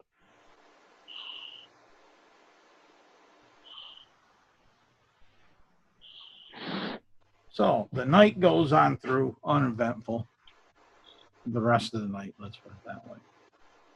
And let's see here. So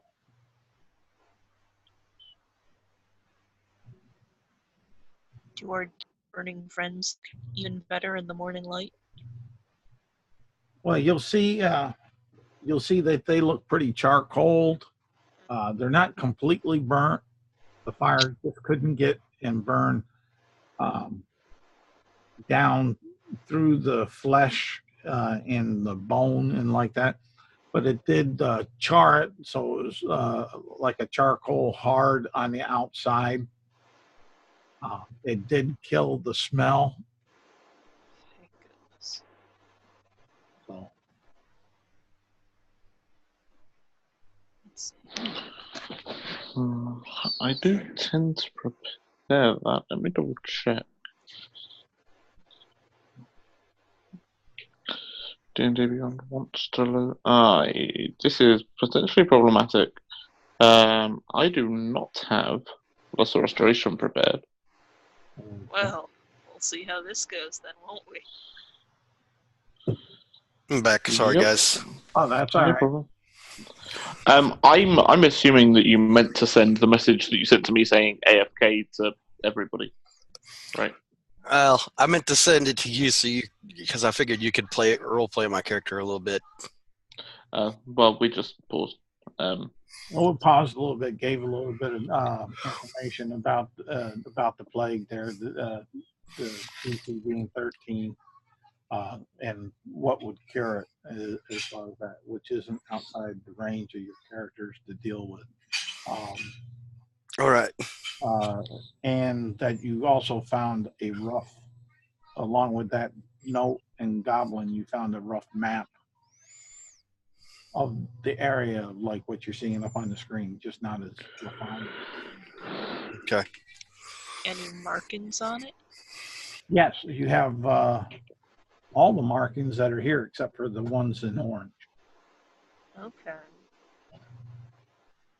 And they're labeled, which is remarkable, instead of in goblin, in common. So they probably stole this map. Mm-hmm.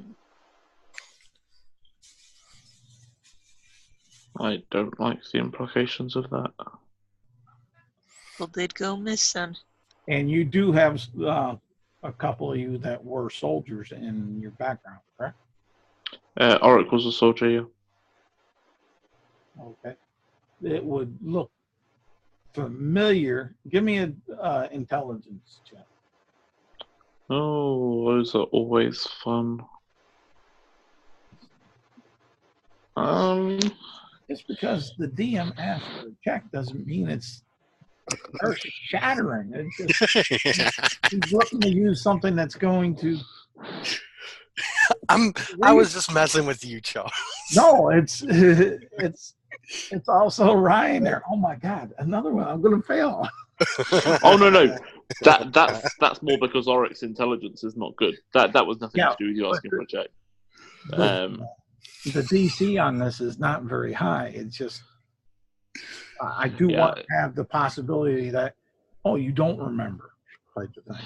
Yeah, so that's an 11 on that check. Okay, no problem. DC was 5. It's an easy. Okay. I mean, there is ways to mess it, but yeah, this reminds you of maps that were handed out on patrols for when you went out on patrol. The simplistic map of the area that you were patrolling. So you had a guidance there. Usually the patrol leader had it. Okay. Yeah, that bodes even less well, doesn't it, really? Interesting. Okay. I will bear that in mind.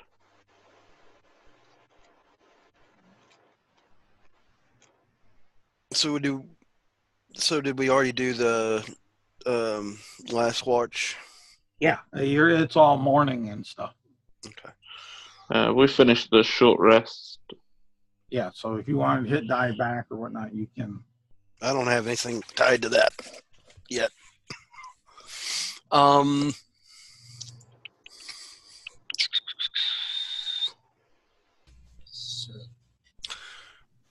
What do you suggest we do? Looks over to the other two as he's eating his breakfast.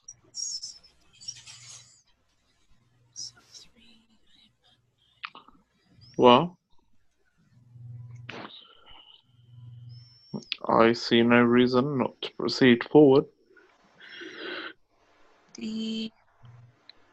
Okay, so the map that we're looking at has an evil magic shrine. Yes. Is it safe to assume that it is not labeled that on the map we've got now?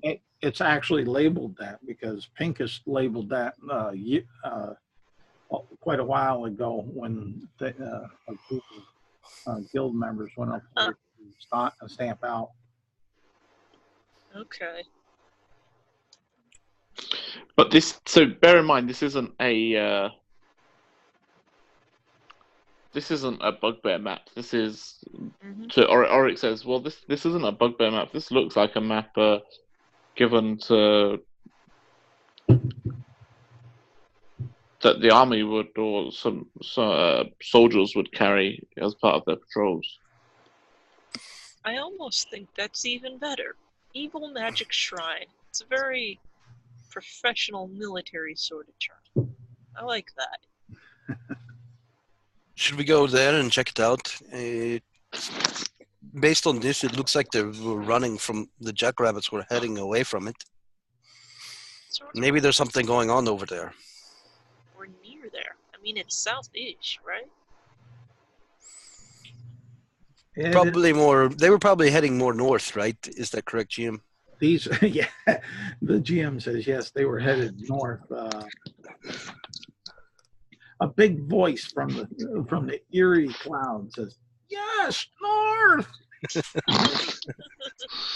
They were heading north. They came from the south, someplace. Okay. So let's. That's one of the voices that Delia actually hears telling her that. Well, that's reassuring.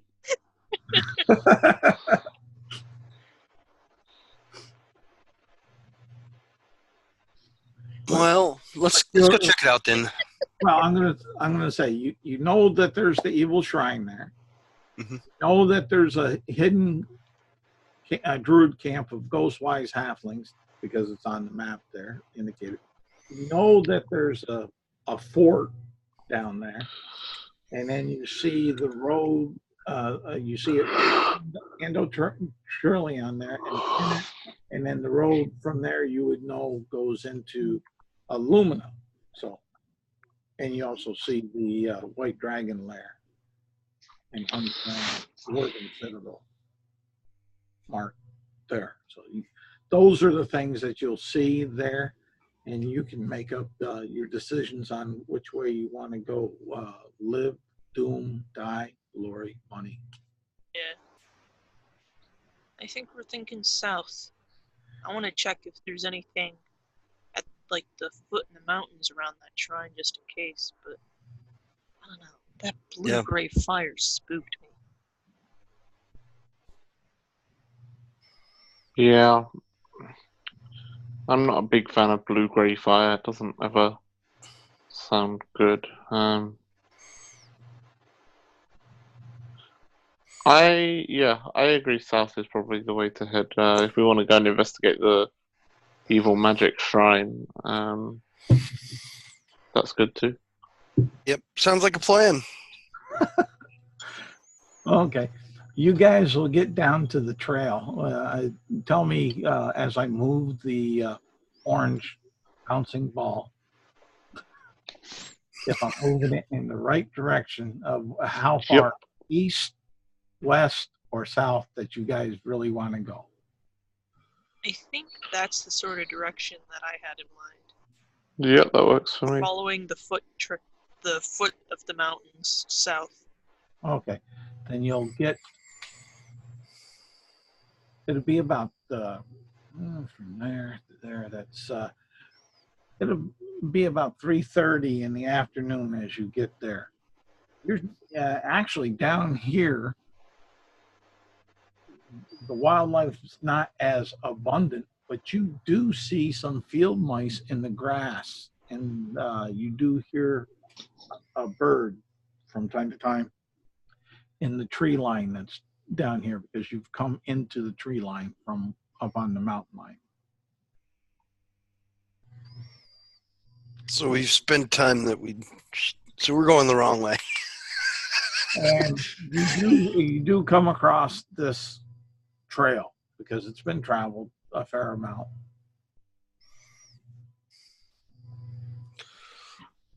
And let me get that off the page so you can see exactly what's on the pages there. Well, it's 3:30 in the afternoon. You've had some fairly decent travel. It was rough going at first, but when you went down the hill and got in and around the tree line, you're traveling sped up a bit. Huh. Well, I'm not sure if we went the right way. Well, you want to make a survival check or something that would be appropriate that you could talk the voice into the clouds into? Someone have druid craft or something along those lines? I don't know. I mean, if nobody else has anything, Yeah, I don't have any ideas here. Nope. well, I can take a minute. Take a minute and ask the sort of voices of the deceased and whatever else it is that seems to follow me about.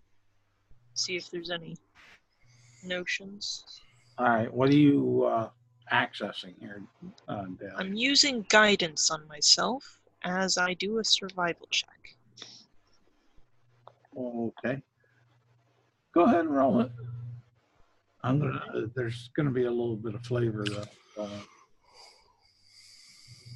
22. 22. And what were you, explain to me what you were actually looking for.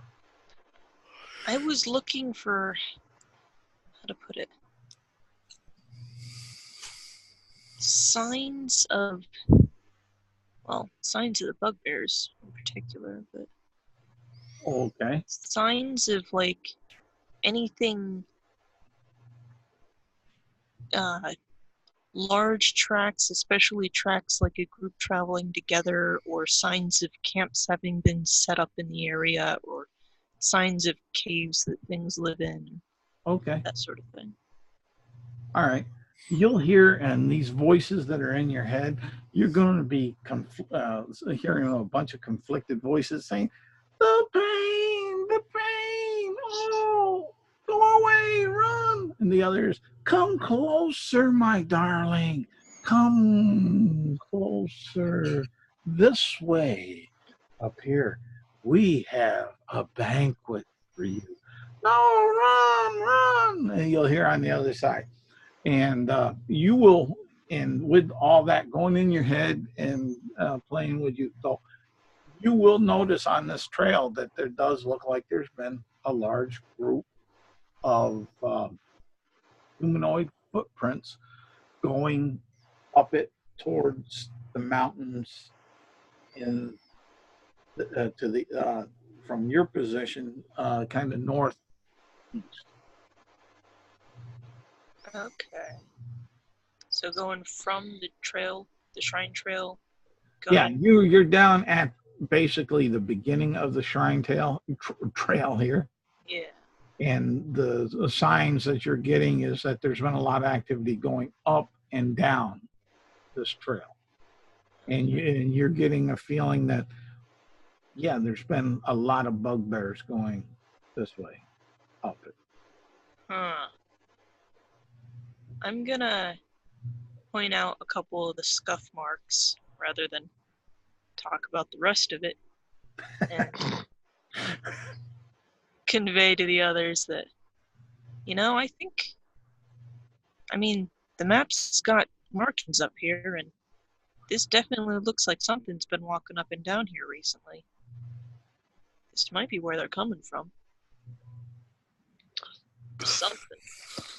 Well, she seems pretty certain, so Yeah, makes sense to me. I'll just have my bow ready and kind of like try and keep to the sides of the pathway up as we're going along. Okay. You guys traveling together, or are there so much space between each of you going up it, or what? Side by side? I would prefer to like go ahead of them, but it's really hard to sneak and do that, so I'll just go ahead of them. If I need to come back, I'll just double dash back. Okay. And So I'm not sneaking this time. I'm trying to be sneaky, but I'm not really trying because there's not a lot of, like, in my mind's eye, I don't see a lot of places to really hide in this actually, you'll strangely too, not maybe not so strangely, but at this hour, about 3:30 in the afternoon, there seems to be a lot of shadows in this valley path going up to this where the map has it marked on the side as a shrine. Okay.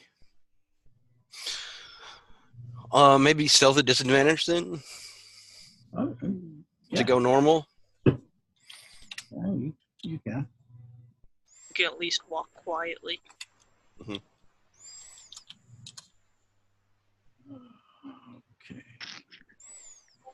It's a 9. Okay, you think you're, for the conditions, you're saying, man, I'm doing good in this condition. You're believing yourself to be almost a ghost on steps, or almost blending into a shadow like you would think a shadow might. I have seen those before. They're not fun. At level 2, mind you. We start fighting shadows, or Rick's leaving. Hey, they're only a CR half. Yeah, they also have one of the few permanent death effects in the game. They're in the top 10 and dungeon dudes most deadly. Oh, are they? Yeah. Oh. All right. So you're traveling up there. Give me a perception check. I need 2 of them. One at advantage and one at disadvantage.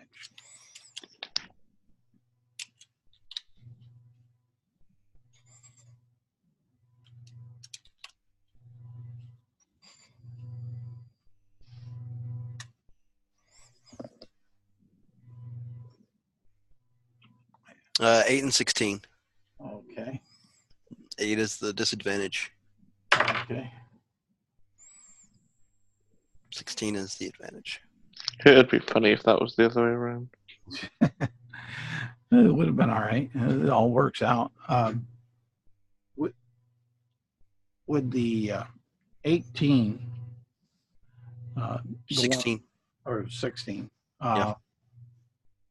you see about 4 bodies of bugbears that are strewn out as you're going up this trail, on the sides, in the shadows, up by this mouth of this cave, about midway into the mountain, which would be right where I got the little bouncing Betty.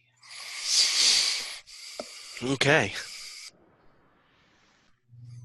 As far as that, you see that, and About what time is it now at this point? It was 3 when we got to the bottom. it was 3:30 at the bottom. You're looking at around 4:45, and starting to get somewhat dimmer light outside here, but still enough light to see. No, I'll head back to 60 feet to the others and tell them I found a couple of bodies. More of these monsters. Well, it's nice to hear we're on the right track. Maybe we proceed together now. I don't like that there's 4 of them dead. They seem to take quite a beating from Twingy. Were these ones colorful like the other ones, or were these... They looked hairy and ugly like the others. Like he's not the type to like take into detail like that about them. He didn't Delia's stop gonna and look move at on me. forward and take a look. I'm not a medicine dude. So, okay, you go on up to the first group of them there, and you're taking a look. How are you taking a look? From a good distance, I'm just looking at what color they are. Are they blue-gray? Or are they red with blood? That sort of thing. Okay. Some are turned over on their faces, other are on their sides. And the ones on their sides, you see that they're not blue-gray, Okay. but they seem to be unearthly pale, Huh. almost a ghostly white, if that was the color. Not like albino white, but just sort of faded. Well, yeah, almost a sickly white, if you understand where I'm coming from. Not definitely not albino, you know.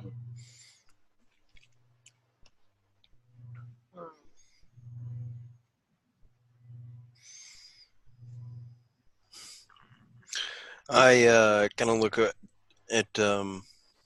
Auric for a moment. What do you think we should do? Well, firstly, we should burn these bodies. Secondly, we should consider bedding down for the night. If we could find a nice defensible location, that would be for the best. Well, maybe right inside the cave, there would be good. You would only have to watch two directions instead of all.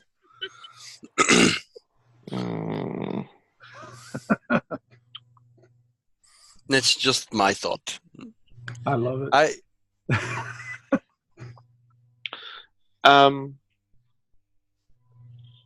Yeah. The cave is not a bad plan. Caves generally, they don't give you a second way out, but they're easy to hold. I don't know. What do you guys think? I start to make my way towards the cave. Had you two followed when you had that discussion, or were you hanging back while having that discussion? Oh no, I wasn't hanging back on purpose, so no. Okay. Well, I mean, I get the feeling like maybe these guys were camping in there. So, might take a little cleaning out to make a good camp spot in there. But we did come expecting a fight. Yeah, you can Probably say that inside again. the cave at this point. Say what? I'm probably inside the cave at this point. Okay, give me a perception check. As he walks into the cave, Auric looks at Elia and says, "At some point, I'm gonna have to put him on a lead and collar, because It's tricky when they fly, isn't it? yeah, I did consider clipping his wings while he slept, but Terrible. Terrible. Just terrible. apparently 20 that's, on my perception check. You got a what? 20 on my perception check. Okay, you don't seem to see anything. Let's see here. And roll an initiative roll. This one's just for the two of us, just so I can see. And that's that. 23. 23. Okay. My max initiative.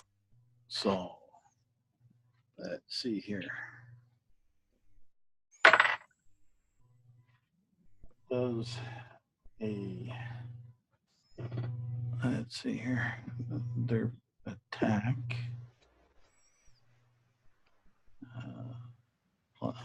Plus one. Okay.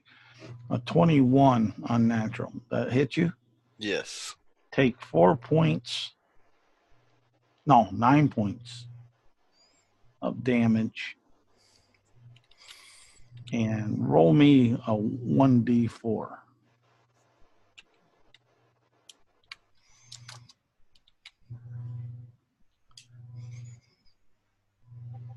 Three. 3. Okay.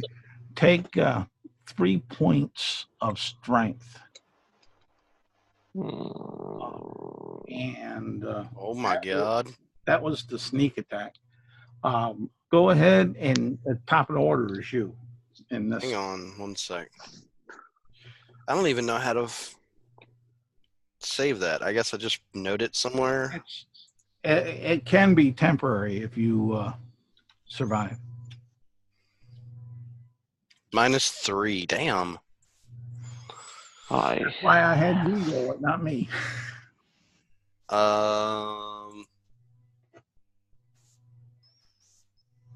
Let's see. And I'm down 9. Okay.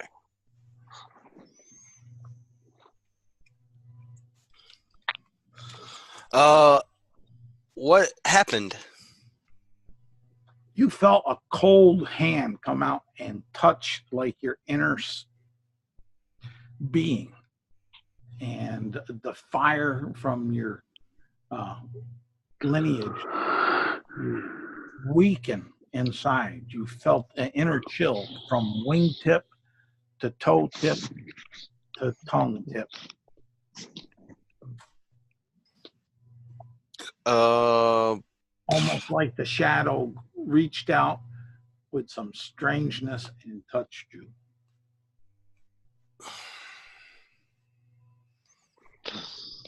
I use my bonus action to disengage coming back out of the cave. Okay. I use my move action to get over by Ulrich. Okay.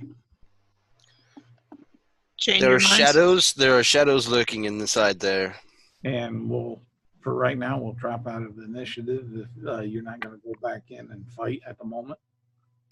I do want to try and pop a shot off at probably a disadvantage. I don't know. Well, right now you don't have that opportunity because you bonus action Okay. and dashed, or Okay. rather dodge, disengaged and like that. But Okay. But and and let's see what would. Auric looks at you and says, Okay. yes, it's a cave. Caves are full of shadows. That's kind of how light works. And No, but look at me. if, Ulrich, you know how to see things, right? If Look you at me, want- really.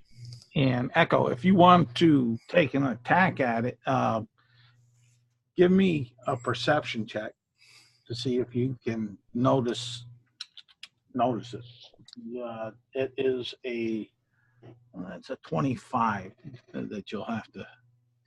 Oof. Can you hit 25? No. Okay, you can still shoot at it, but it would be with disadvantage. I'll do that then.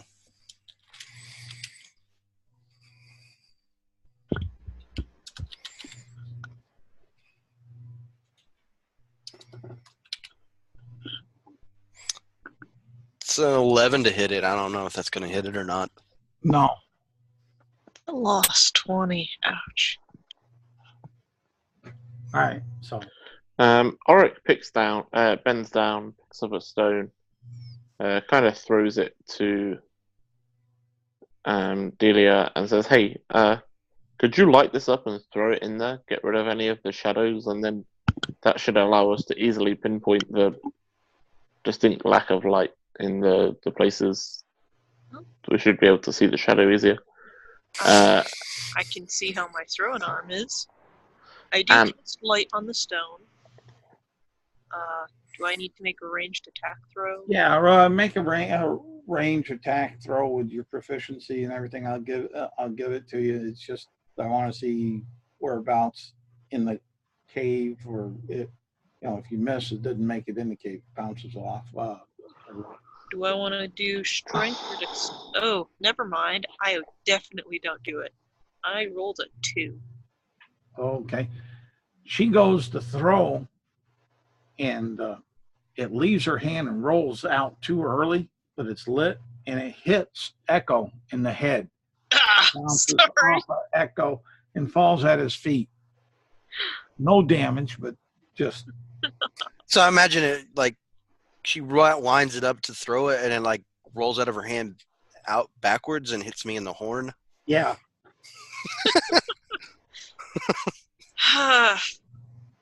Look, I use a Okay. bow. It's a lady Understandable. if you want to throw. I hand her an arrow. Try this instead. Do not shoot my direction. Okay, I carefully don't aim at him while staring him in the face. Yeah, And I Auric, having seen your last display, actually moves to stand directly behind you. All right. The light fades from the stone. I tap my necklace, tap the arrow, and then take aim at the entrance to the shrine. Okay. Incredible. A 1. So Oh man. All right. Roll me some percentage. Now I get to use my critical. Oh man. Where did you go to school to learn how to shoot? shoot last night, man. I will go burn this place Apparently. down when I learn how to use magic. Apparently, she didn't go to school. I think that's probably what we're learning here. And for the record, if you did go to school, you should probably ask for your money back. All right. Percentage die was 96. Oh shit. Oh dear. I can't do that. Oh, no, Of course you are. You're the GM. You can do anything. No, that don't make sense. I can always re-roll. No, that's fine. I'll make it work. It's just that, yeah, okay. It's just that he didn't particularly want to kill everybody in the party, but you know. No, it's just that it with a critical miss. I mean, it says you hit an ally. Well, your allies were behind you, so it like I said, and they purposely put it that way. So I'm not going to be that much of a bitch. I'm going to look to see. Yeah. Roll me a D10. A D10? Yeah. 5. Okay. Now roll me your normal damage. So, anybody want to take bets that one of the missing people is up here, but now arrowed? Not really. Bad. 6 damage. Okay. You take 3 points of damage. And as you pulled the bow up to take the shot, the bowstring breaks, the arrow slides back, hits you in the eye, and you're kind of stunned. And I'm not going to make it really the stunned condition, but you're kind of stunned that this all happened. And for 5. So 5 rounds, you have disadvantage on your perception checks and seeing because your eye is watery. Oh, Yeah. Ulrich, we need to buy her a new bow as well. hey, That one Echo. was- You said a shadow attacked you. Did it come back with you by any chance? Is it like cursing everybody you talk to and look at? Okay, new plan. If you could cast that spell on my shield here, that would be really helpful. Alright. Why And I'm didn't we just gonna just do this walk in. before? Oh my gosh. None of us wanted to go back in. At this point, you firing more arrows is actually more dangerous to our health than fighting the shadow. So Yeah. So one hand is clapped over Delia's eye. The other one just sort of slaps after waving around in the air for a second on Oric's shield. And now that's glowing instead. okay, Auric, holding the shield in front of him, using it effectively as a torch, as a flashlight, Yep. makes his way into the cave. Okay. Give me a perception check and let me re-roll stealth on this guy. Okay.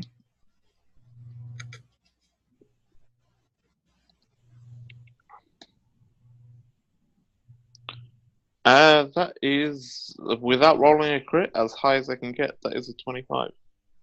Nice. Oh, I will actually. He will, knowing there's a shadow in here. Guidance himself. Yes, cast guidance on himself for a 27. okay.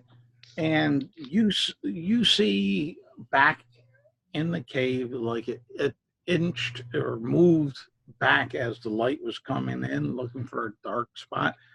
You see where the shadows in the cave seem a little darker in two spots. It's fucking two of them, of course there are. One on your left and one on your right. So, looking at one of them, Thoradin,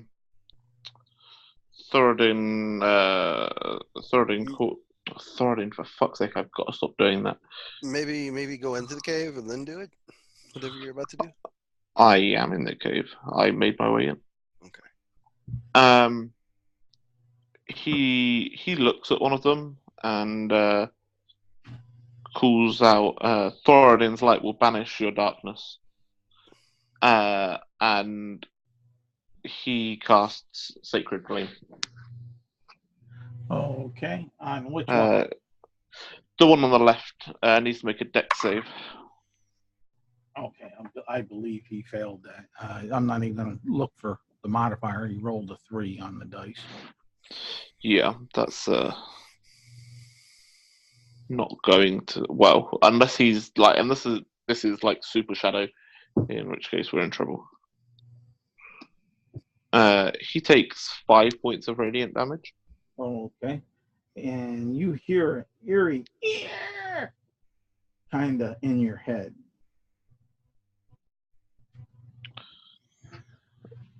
Let's roll. Yeah. Let's roll an ish.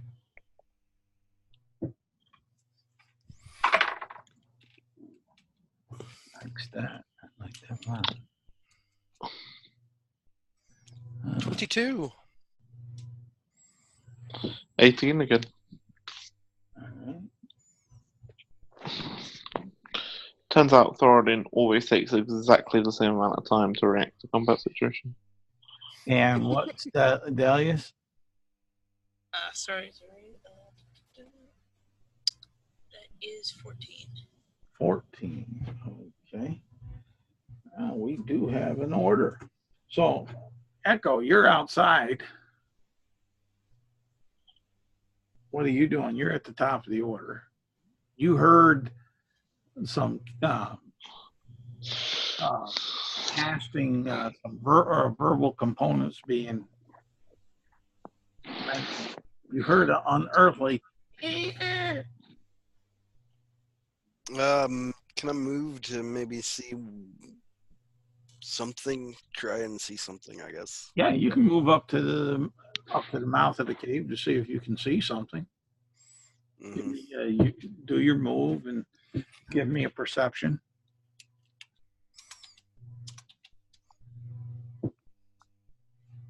It's a 21 this time. And you're just you're not seeing anything, but you do hear the lingering sound from the one that got hit with the radiant damage. on the left.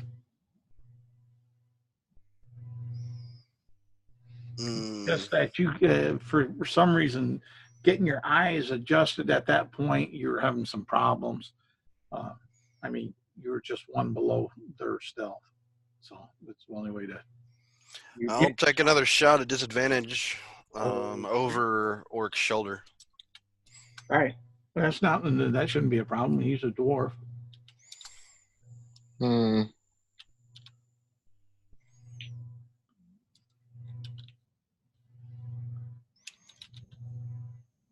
It's a 7 to hit. You miss. It bounces off the side of the cavern wall and ricochets around a little bit. You see a spark, but you don't believe you hit because of all the bouncing. Oric, maybe we should come back when you have more power from your god. And When you I'm going to people use the learn rest how of my to move to leave. shoot. I'm going to leave the cave now. Okay. You can do what you will. I don't think we're equipped for shadows. Fighting the darkness itself is a foolish thing.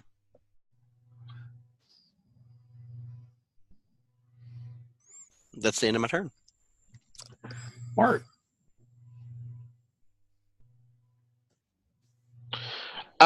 Yes. Well, here's the thing.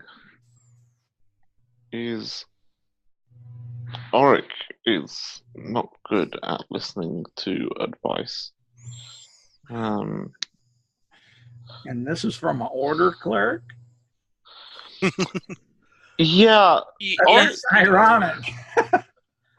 Auric is very good at listening to advice when it comes from somebody in a lawful position to give him that advice. And by that I mean he's very good at following orders. What he's not good at is listening to people when they tell him to run away. He sees that as cowardly, and his dwarven stubbornness kicks in. And I'm not saying you're playing your character wrong. It's just that it was to me ironic. Yep. And to me as well. And this is how Auric dies. Auric will target the one that he didn't target last time. Oh, okay. And this thing really needs to die. So he will cast Guiding Bolt. That's a crit. I love critting on this.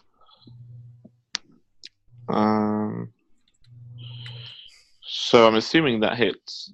What kind of damage is it? It is 33 points of radiant damage.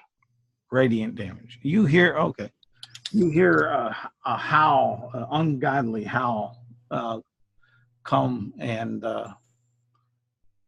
out from the right, and it comes booming out of the cave, and almost nerve shattering. Anything else? Does that one seem to still exist? You don't think so? Excellent. Good. Auric kind of mutters to himself about tieflings not knowing what they're talking about.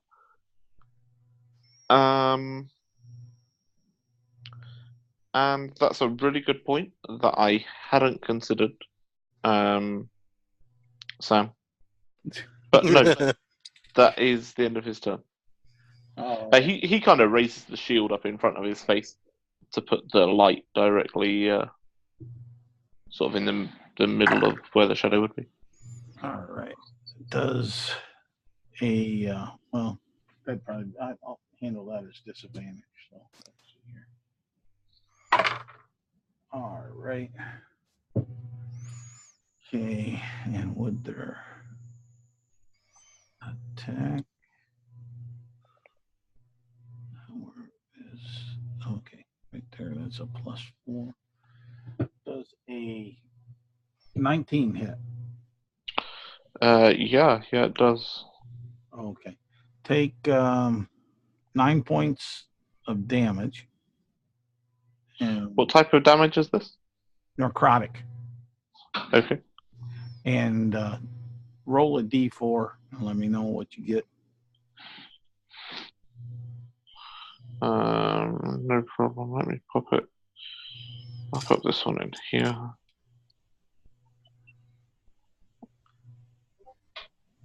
Two. A 2? Okay, you lose 2 points of strength. Really? It will go ahead and as a bonus action hide. Ooh, okay. 21.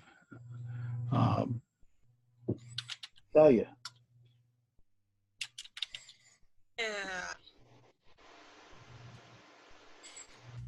So we can see, even from outside the cave, we can see the shadows attacking, yeah? Well, you saw this radiant light go off to the right, hit this shadowy section in the wall, and just that loud howl, the bone-curdling howl come out. You've seen Echo shoot off to the left and such. So pretty much what you have, you can do a perception check to see if you see this creature that they're fighting against, or creatures, or horde, or brigade, battalion, gated onslaught. Oh my god. Yes, that is my third crit fail of the evening. Okay. I swear to God. Well, get them out of your system where it doesn't matter quite so Yeah. much as far as that. So you don't see, all you see is the darkness from where you're standing. All the movement around with the lights and the radiance that burst open has kind of made it hard for you from your vantage point to make something out. Now you can go ahead and you've seen the general areas where they were fighting, and you can choose to try to strike at them in that way at disadvantage. Here's the difficulty. My bowstring broke. How much time would it take for me to restring my bow? You're an archer, correct? No. No? I'm a duelist. I just have a bow. No. Well, there's a reason why I'm asking that. So it'll take you an action between if you have a spare bowstring to get it out and restring.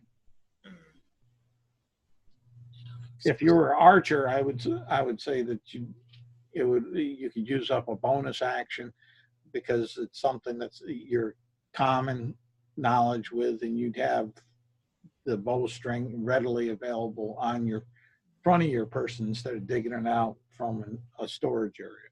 Yeah, so that's not really like the option. Okay, I am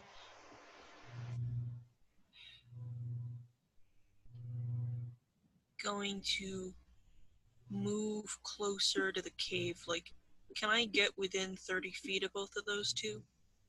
Yeah, that's no problem. They've moved into the cave, and you could stand like 10 feet outside the front of the cave, and there's room enough for that, and that puts you 30 feet from them. They're about 20 feet in. Then I'm going to do that, and I'm going to pull some holy water out of my bag and sprinkle a bit about me and call in those spirits who warned us against this place and ask them to protect us all with a bless on everybody. Nice. Okay, yeah, no problem. All right. Go for that. That sounds good. Back up to the top of the order. Echo. They're still trying to fight it. Yeah, but what are you doing is what I'm getting at. Yeah. There's only one left. And I hurt it.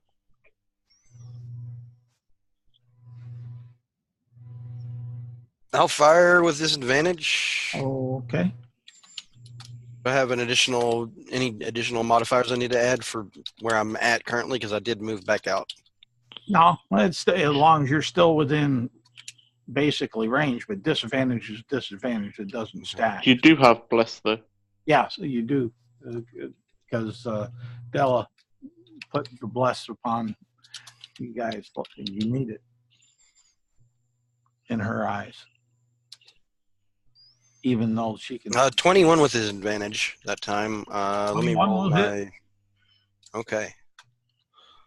No sneak attack damage. Almost max damage at 8 piercing. Okay, is it magical? It is not. Okay. You hear a slight chuckle from it. I will have your souls. Oh, I'm so hungry. Is what you'll hear.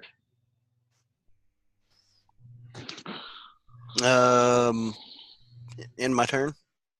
Well, you took your attack. You got your move, and if you got Yeah, I'm not wanting to stay in this fucking cave. If I have to move up and shoot and move back out every time, that's what's happening. Okay.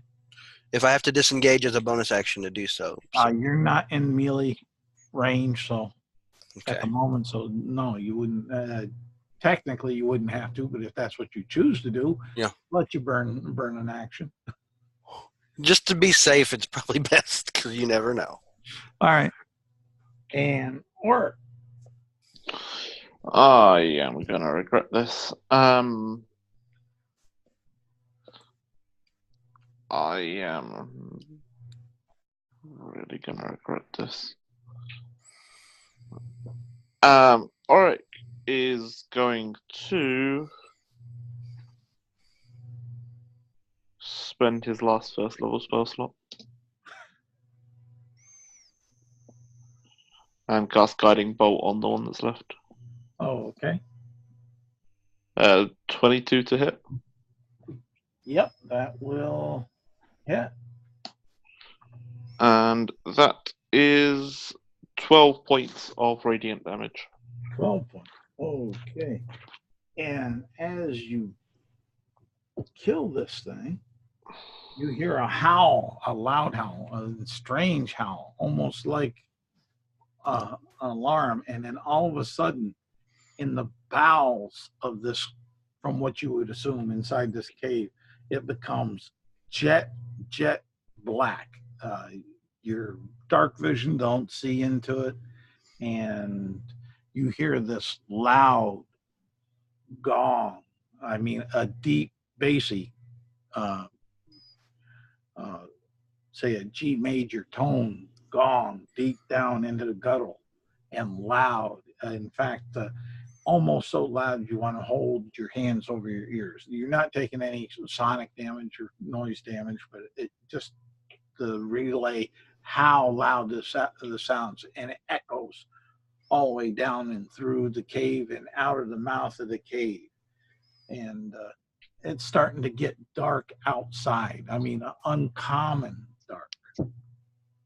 Auric backs up, like his full movement to the edge of the cave. Okay. Guys, I think what probably happened was that when Echo fired the arrow, he upset whatever's in there.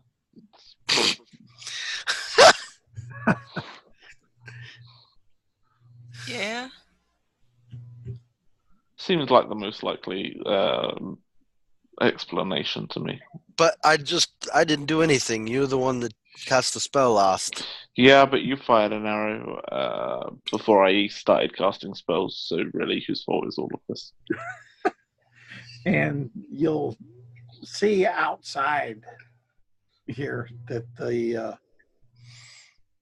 clouds are gathering. It's getting darker.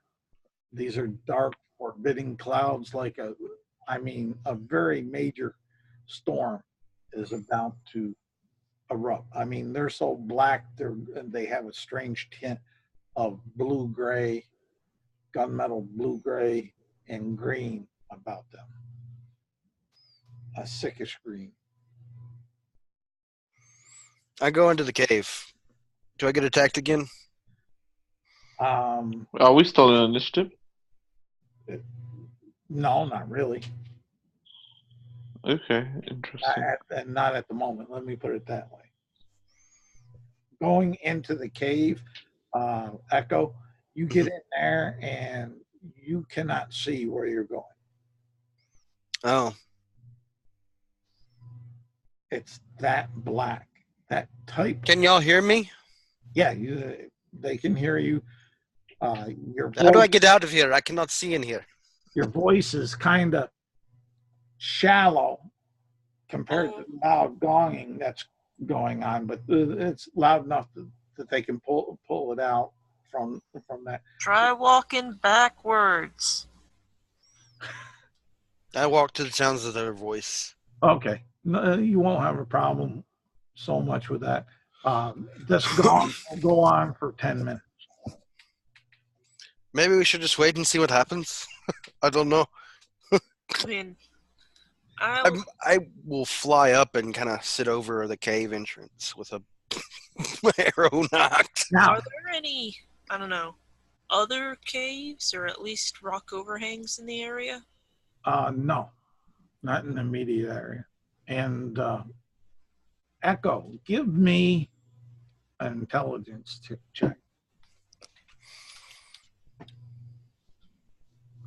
Oops, wrong one.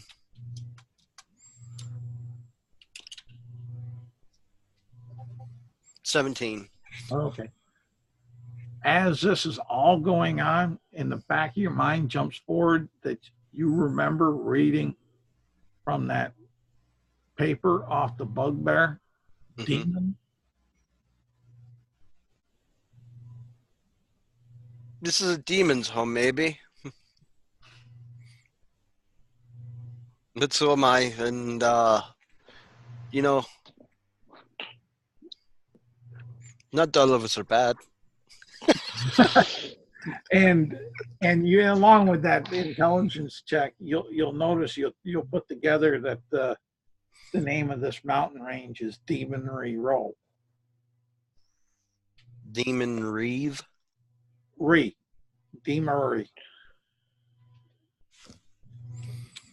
Demonery. Yeah.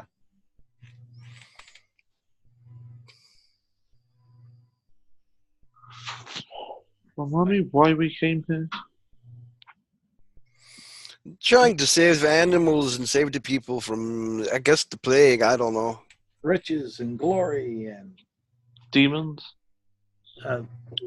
strange beings, dark shadows, missing peoples. I mean, demons does explain that stuff too. I really did think we'd find bugbears here, though. I explained on the screen that. You found some outside the mouth of the cave on the trail. Yeah.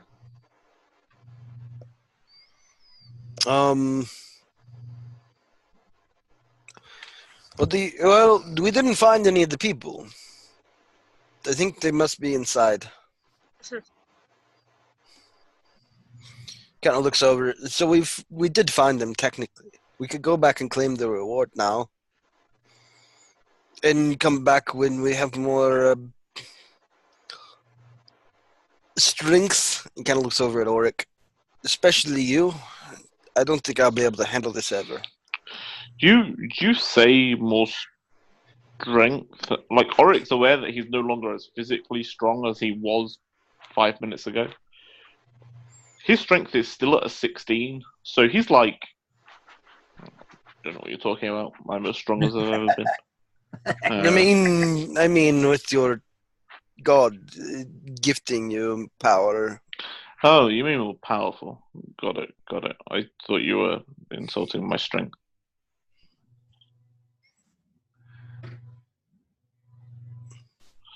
Faith is I much mean, stronger. You know what I mean?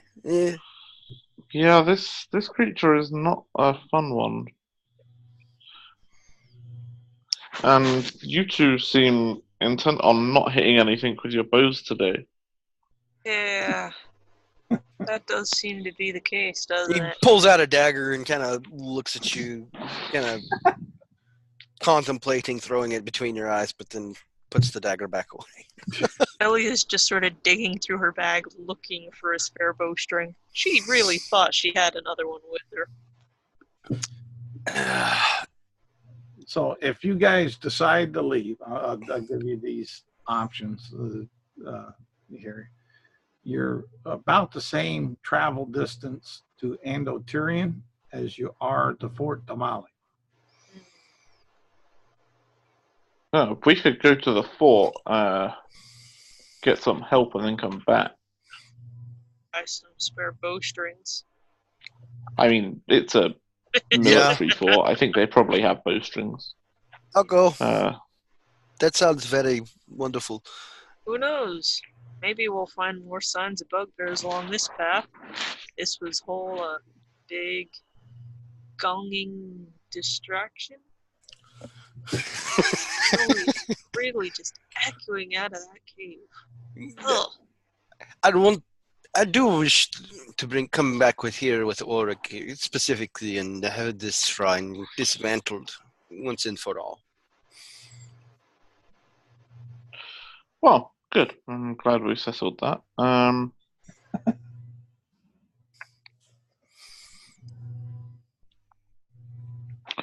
So yeah, we head to. All right. Are you going to travel the night? Or are you going to go down the trail to the end of the trail up to the shrine and make camp, or what? It only took us about an hour to get there, so I mean, and it's already dark because of the clouds. Might as well. At the very least, we can get out under tree cover so we're not rained on as hard. Mm-hmm. Okay. You'll make it down there, set up camp, and then the clouds open up and down monsoon style rain and lightning crackling all about. This lasts all night.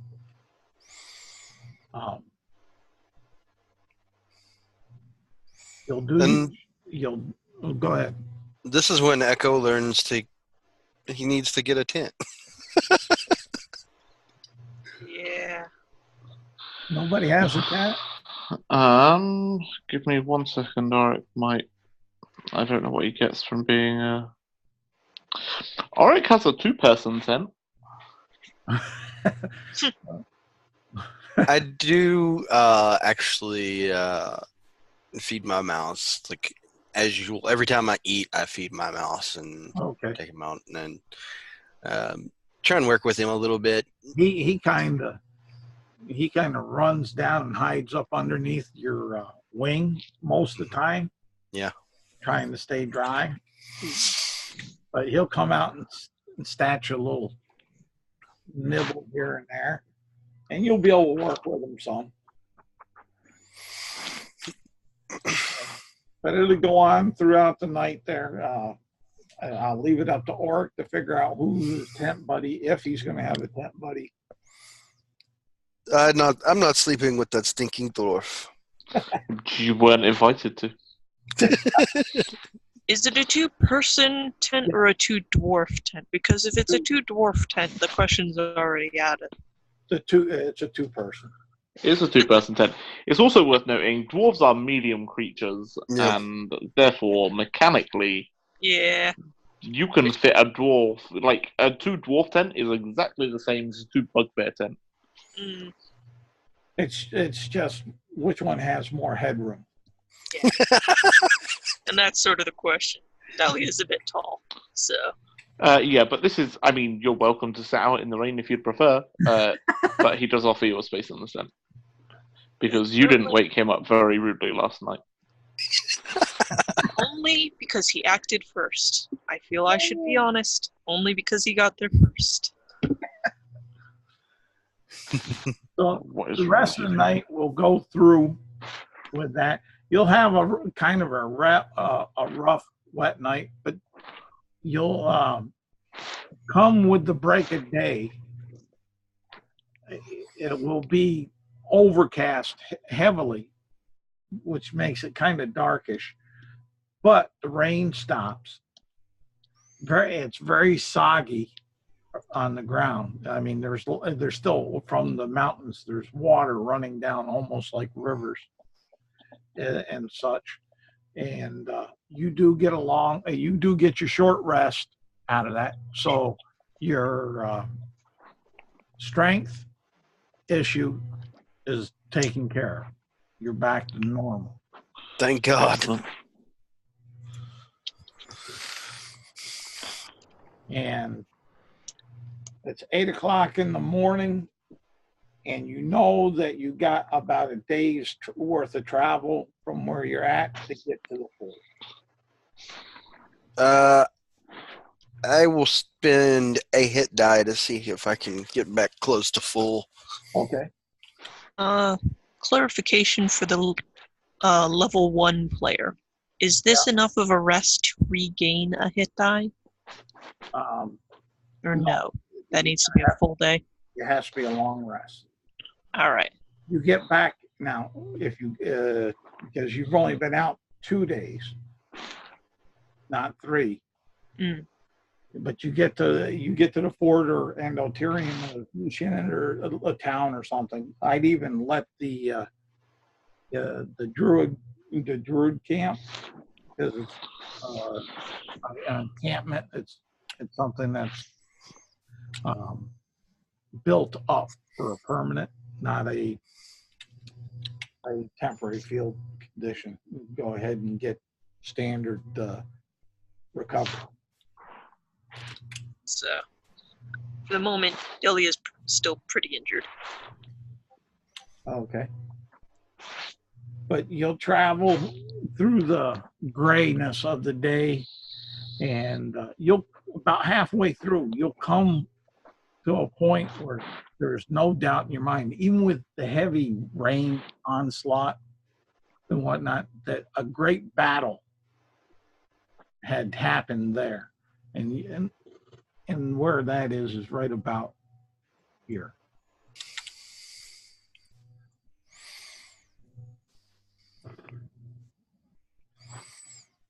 You'll see remnants of bugbear weaponry. You may see a decaying bugbear arm, but you'll also see remnants of dwarven warhammers, elven bow parts, human sword, forged swords, and you'll see certain limbs of them that are rotting and decaying. It would look like they've been there for years, but yet you strangely feel that it's only been a short while. I do not like this. I'm gonna I would like to do a history check to see if I know if this is like a site of a battle or something. Okay, go ahead. With an 11, what do I surmise? Nothing. Nothing from history. No, nothing from history. Pretty recent then. Yeah, that would be your takeaway. Are there any signs of living people in the area? And are there any signs of disease, like really obvious disease, on the fallen remains? Okay, how are you checking? I would like to look for whole bodies that are moving, and I would like to look for signs of like gray discoloration on the bugbear remains, or no whole bodies in the area. Okay. There's decay, there's blue-gray colors like from not similar to what you were seeing before, but more like from major blood loss. Okay. Um, as far as that, from what you can tell. Okay.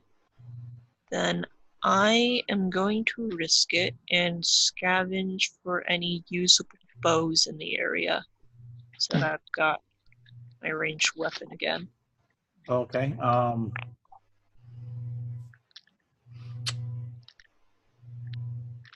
Roll me D20. And we'll see if there's any usable bows.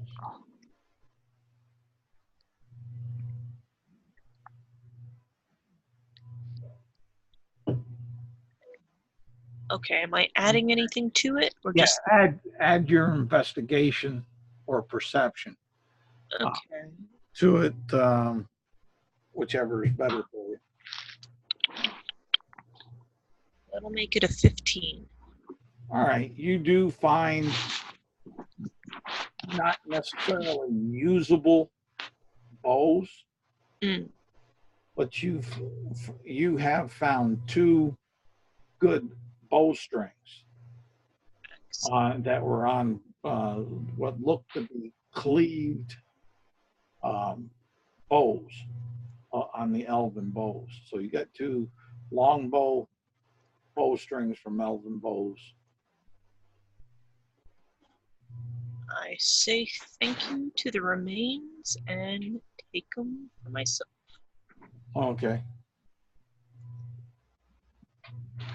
While she's doing that, Auric will spend 10 minutes ritually casting, while she's sort of scavenging and doing all of this, detect poison and disease. Okay. What are you detecting? Trying to detect it on? Just kind of the battlefield generally. So for the duration, I just know the location of poisonous creatures, and diseases within 30 feet of me. And if I do find any, I identify the kind of poisonous creature, or disease in each case.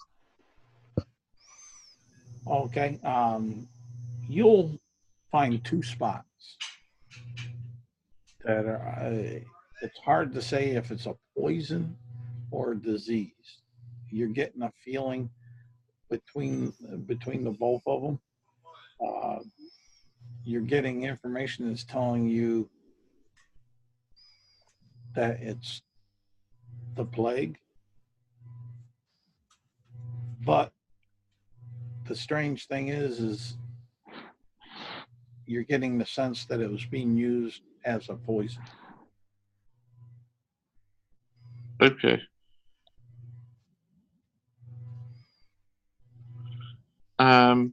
Do I become aware of echoes?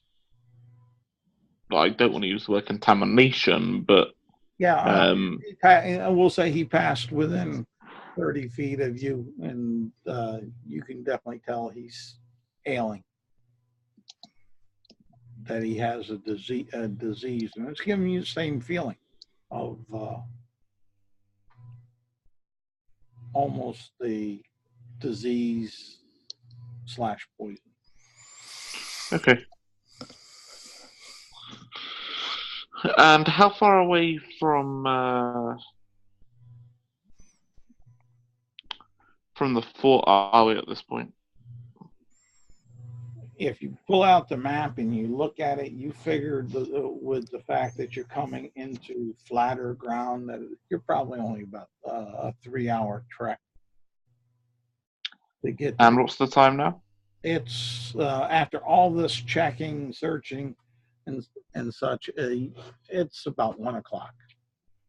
Okay, so we should push on.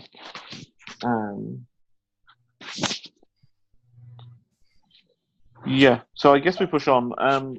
Before we do that, Echo Hassan will say a slight prayer to the Mother Earth Okay. Take their bodies and hearts and remakes them into other things. Give me a percentage roll. When you say take, oh wait, that's what your prayer is, right? Okay. Yeah, it's not. I'm not really like religious or anything, but I do want to believe in like the earth. We were all made from dirt. That's fine. What I thought you said was you take their bodies and hearts to remake things out of them. I was like, No, yeah, Oryx don't have a problem with that. what did you need me to make? I'm sorry. Percentage roll.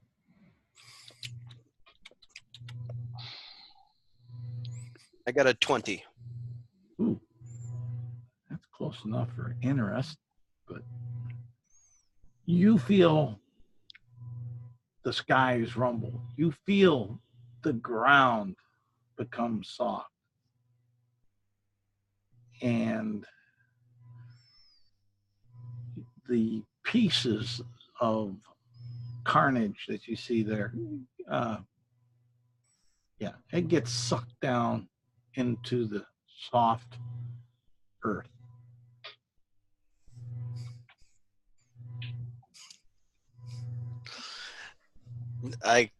I'm. This is when Erikako decides he's really wanting to be a wizard. Facts. That was interesting. I've never seen anything like this happen before. I was just trying to wish them well in their afterlife, that they became something better. Hopefully they do. He looked around. We appreciate it.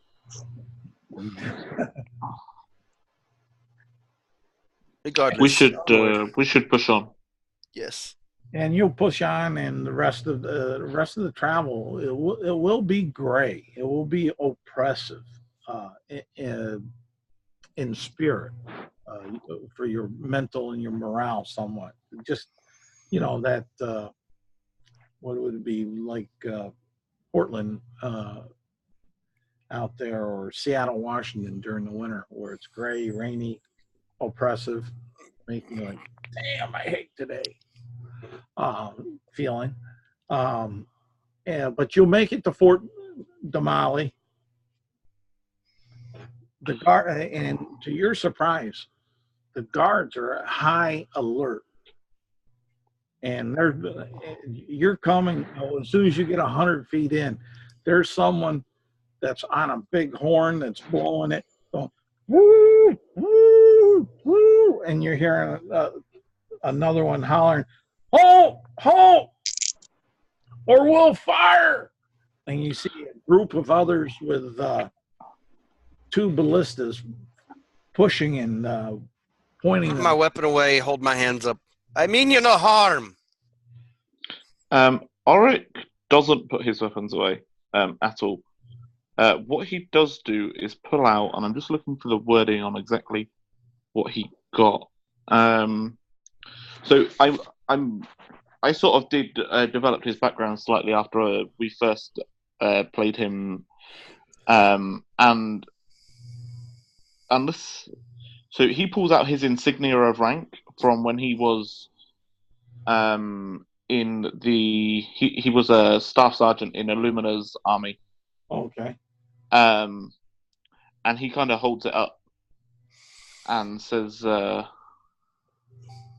"We do in fact come in peace. We bring news of a demonic force in the mountains, but I suspect you have already encountered some of its minions.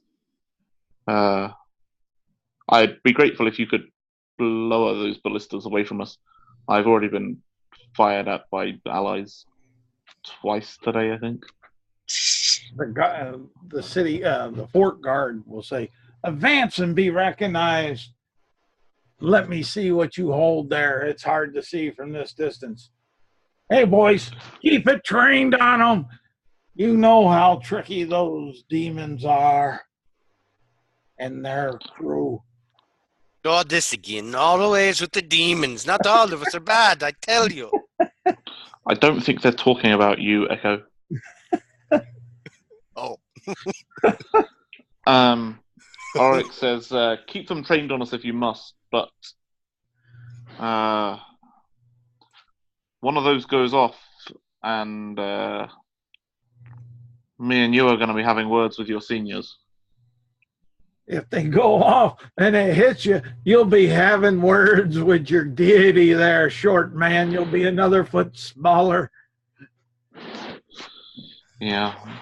Then you can have words with my deity as well and see how you like Moradin's row. And as this guard is getting uppity and lippity, the sergeant of the guard comes on by, and it's this hulking Goliath. And he comes up and he slaps this human behind the head and tells him, stand at ease there, dummy. Where do you come from? There's evil about, and we heard some strange noises from the mountains last night. And then we got drenched with an ungodly rain. Who sends you? Us. How close are we at this point? They stopped you about 100 feet out. Okay, so Oryx says, maybe we approach Sergeant, that we may talk without shouting across a battlefield, or whatever the sort of space between them is. And he'll say, advance. Okay. And then he'll turn to the guard that's been giving you the hard time and hit him up beside the head. Why didn't you tell him to come up closer anyways? You know my throat's sore from all the battle cry last night. Approach closely, kind of let Orc take over here. Yeah, so Oryx, as they approach, I'm not exactly... So part of the equipment I get from my soldier background just says an insignia of rank. Yep. No problem. You'll have... I'll let you take a lot of agency with that. Yeah, so he pulls out... I'm not sure exactly what the insignia would be, but he was in the Illuminat army. He signed up pretty much at the age of 20, and he's left within the last 6 months. He's now 104, so he was serving in that army for about 80 years. Not a huge amount of time for a dwarf, but, you know, a respectable amount of time. I had in my mind that he'd probably attained a rank somewhere around Staff Sergeant. That's fine. But if that seems reasonable. So the insignia would show that he at one point was a Staff Sergeant. And they'll know that because this outpost is a culmination of Carmisnia forces and Illumina forces. Yeah, so he was part of Illumina's army. So they'll the patents and the insignia they'll recognize with no problem. Awesome. He says, "Well, it's good to see you, Sergeant. It's good to see friendly faces in these times." And he'll say, let us take you to the captain of the fort. That would be much appreciated. Thank you. And see what he can do for you and with you. And they'll lead all three on in. They'll be giving Echo strange looks as far as that. And yeah, I did start a bar fight in Illumina once. It was for fun. Everybody had a good time, though. Nobody really got hurt. You'll see, except for that lady. You'll see a couple of the what looks to be lower enlisted humans pull out some parchment and look at it, almost like putting it up in front of their face, looking like they're looking at a drawing or a wanted poster and trying to compare it against Echo. And you'll see them say, they usually look all the same, but he has different coloring. Yeah, maybe he's not the one they're looking for. And they'll put it on back.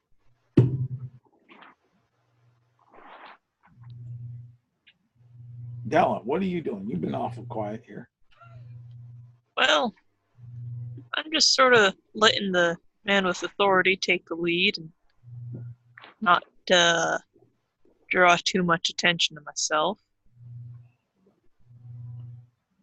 So it looks like they're not shooting us.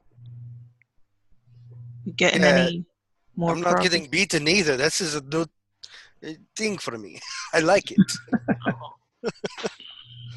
Oh, great. That means he's going to stick around me for the rest of my existence. I'm not going to be able to get rid of him now. Pathetic pat on the shoulder.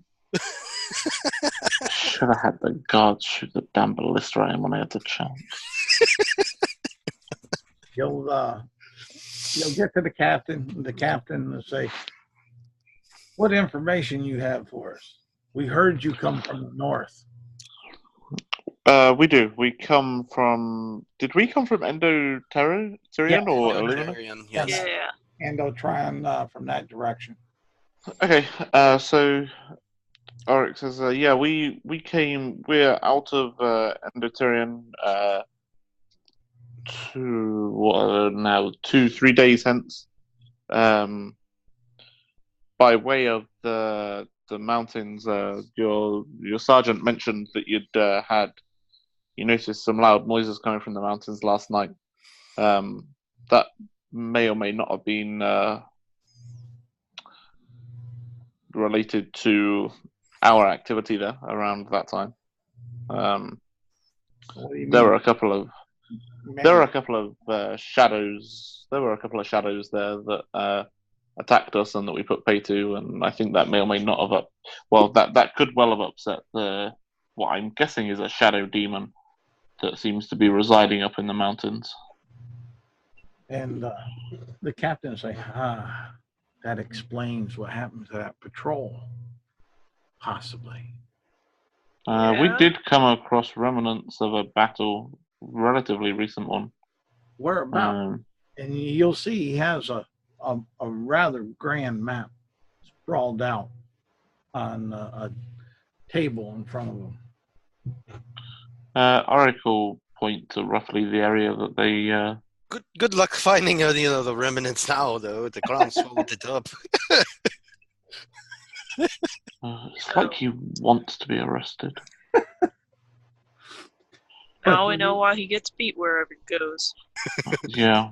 I bet he blames it on being a tiefling, though. Probably.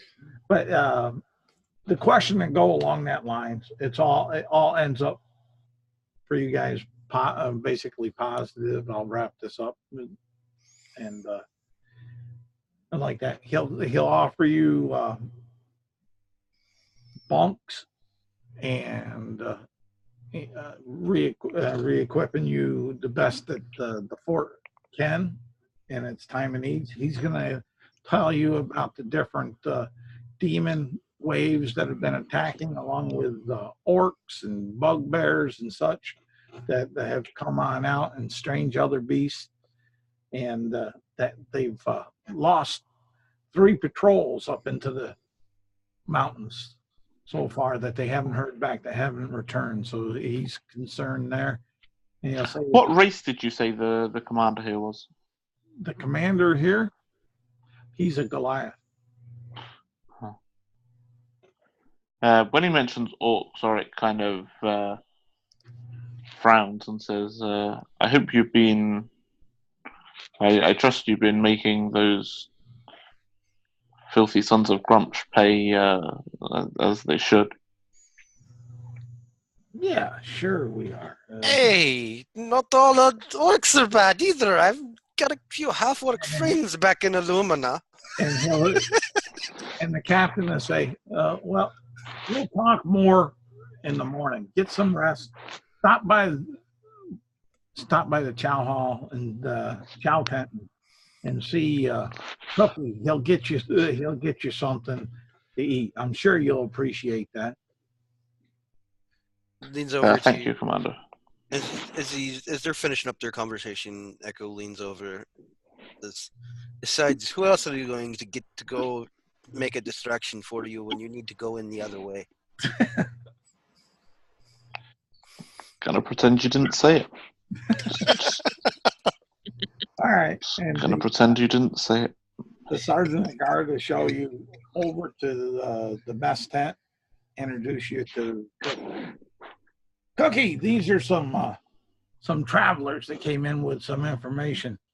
Feed them well. Give them the best soup we had tonight, and such.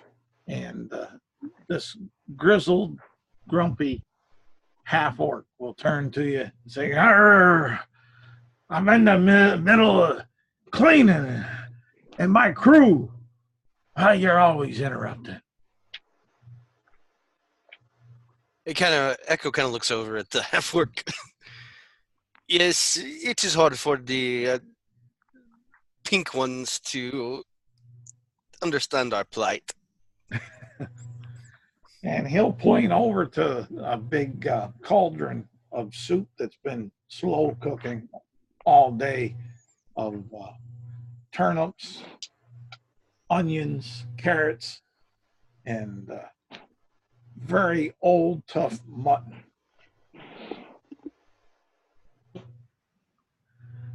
Take your fill. Very well. I'll go over and make myself a bowl and even make one for my compatriots. Okay. Take them over to them. My thanks. At some point, this could be a problem. Oryx says, "I will be right back." And he goes to find the commander. Okay. And says, "Commander, something that slipped my mind before that I feel should be brought to your attention is that one of my compatriots may or may not, he likes this phrase, be infected with a disease. I have suspicions that he's contracted a disease that maybe somewhat contagious. I'm not sure if you guys have got any clerics on base that are capable of dealing with this. By tomorrow morning, I myself will be dealing with this. But if you have clerics that could deal with it before then, that might be a good idea." Why didn't you tell me this at the beginning? This is important information. Now you possibly contaminated my whole fort, my whole forces. Oh, man. How could you do something? Are you part of the enemy? Sergeant of the guard, sergeant of the guard. Grab a troop and grab this man and his compatriots. Put them in the medical tent under guard and watch. They're contagious. I said the tiefling is contagious. I am absolutely categorically not. I'm a dwarf. We don't get disease. You've touched them. We don't know. You traveled with them. We don't know. We'll see. Meanwhile, Echo and Deli are back in the mess hall, eating. No idea of anything. Probably get fucking arrested or feel like I'm getting arrested. Hey, why are you holding me? No, stop. Why? Just stop touching me there. And they'll move you, and they're poking you with They're not actually touching you. they're poking you with spears, prodding you around to the medical tent, telling you, I swear, one day these humans are not going to. He bites his tongue to keep from saying more. And you'll get yourselves a full rest, a long rest in the medical tent under guard. In the morning, each of you get 1 XP. And for bringing the information and that, you'll also get 25 gold pieces each, plus 25 gold pieces worth of mundane equipment that you need to be replaced. Okay. So the next morning, Alright, we'll prepare Lesser Restoration and cast it on Echo. Okay. Thank you, God. I don't have to deal with it now. I was waiting for him to start turning these different colors. And I was gonna see if he was gonna just let me suffer. Thought about it, I'll be honest. but there you have it. You're placed in a good place that if you guys play into Eric's game there, it's a jumping point because it's out of this fort. It's along the same asimilar storyline somewhat. So Yeah, background makes sense as far as that, and hopefully you enjoyed it. Yeah, it was good. Thank you very much for running. Yes, thank you. Thank you for running. Yes. Did we get inspiration or no? I don't know. That was kind of foolish on some of it, but yes, I'll give you inspiration for running into the shadows and going ahead and checking in diseased bodies. Yeah, we made some good choices there.